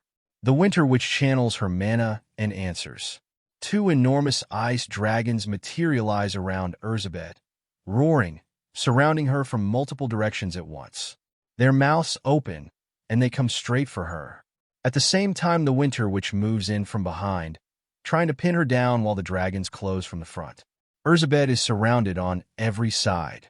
She exhales slowly. Then she calls the next spell. Middle chapter, Verse 3. Rhoda Ardens. She lifts her own cloak, which is already on fire, and swings it wide around her.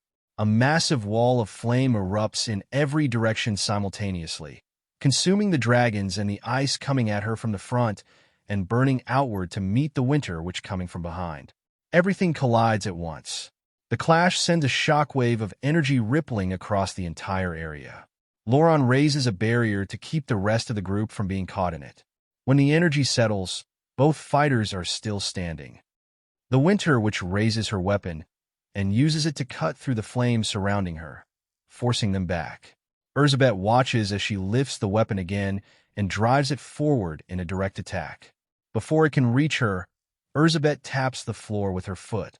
A pillar of purple flame erupts from the ground beneath her, massive and immediate, crashing directly into the Winter Witch's weapon and consuming it entirely. The cold forged blade melts away before it can close the remaining distance. Erzsébet stands exactly where she was. She did not move an inch. The Winter Witch takes stock of what just happened. Erzsébet's flames held against a cold that has already been assimilated with nature itself.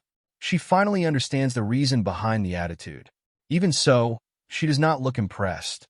She looks at the cracks spreading across Erzsébet's hand and face and calls the price she is paying for that power pathetic. She explains it to her plainly. The flames Erzsébet is burning with are using their own master's life as the fuel. That is what is making them strong enough to stand against her winter. And even with that sacrifice, she tells her, those flames are nothing more than a flickering candle standing before an eternal winter. A gap in strength that was ordained by the stars themselves. She declares it as she unleashes her full power. An enormous pillar of ice erupts directly behind Erzsébet. The cold closes in from every direction. Ice begins forming over her body, locking her in place, pulling her slowly into the frozen mass. Assel sees it and calls out her name, already moving toward her. Ronan stops her. He tells her quietly to wait. Erzsébet is still burning. Look at her. She is still burning. Inside the ice, Erzsébet does not stop. Her flames keep climbing, feeding on whatever they have left to feed on, and slowly the ice around her begins to crack. Then it begins to melt. The frozen prison breaks apart piece by piece as her fire overrides the cold surrounding it. She pushes through entirely, steps free, and launches a direct attack at the Winter Witch. The Winter Witch cannot process what she is seeing. She demands to know how a mere flame can melt her winter. Erzsébet looks at her with something closer to disappointment than satisfaction. She tells her that she waited more than 2 years for this fight. She thought about it every day, trained for it every day, and what she got was this, a measly fight that barely qualifies as what she was after. She tells the Winter Witch plainly, she is not the one Erzsébet actually wanted to face. What she wants is a fair revenge match with the real Evelyn Droza, the Evelyn she remembers, the one who crushed her flames 2 years ago. She wants to surpass that Evelyn with her own strength. And after that she wants a proper conclusion, a fair one. But the Winter Witch is not Evelyn Droza. The woman Erzsébet wanted to surpass would never melt this easily. With that, she opens fire and ash one last time. The final chapter. White flames erupt from her body. Not orange, not gold, white. They spread across the entire battlefield with a force that swallows everything inside it. A massive explosion follows. The area disappears entirely into the overwhelming light of Erzsébet's white flames. 2 figures stand in the center of it, one on each side. The name of the spell leaves her lips quietly as a circle of white light forms behind her. When the light clears, the Winter Witch's body is being consumed by white flame. Erzsébet stands looking down at her, calm. No expression worth reading on her face. Just the quiet of someone who has done what they came to do.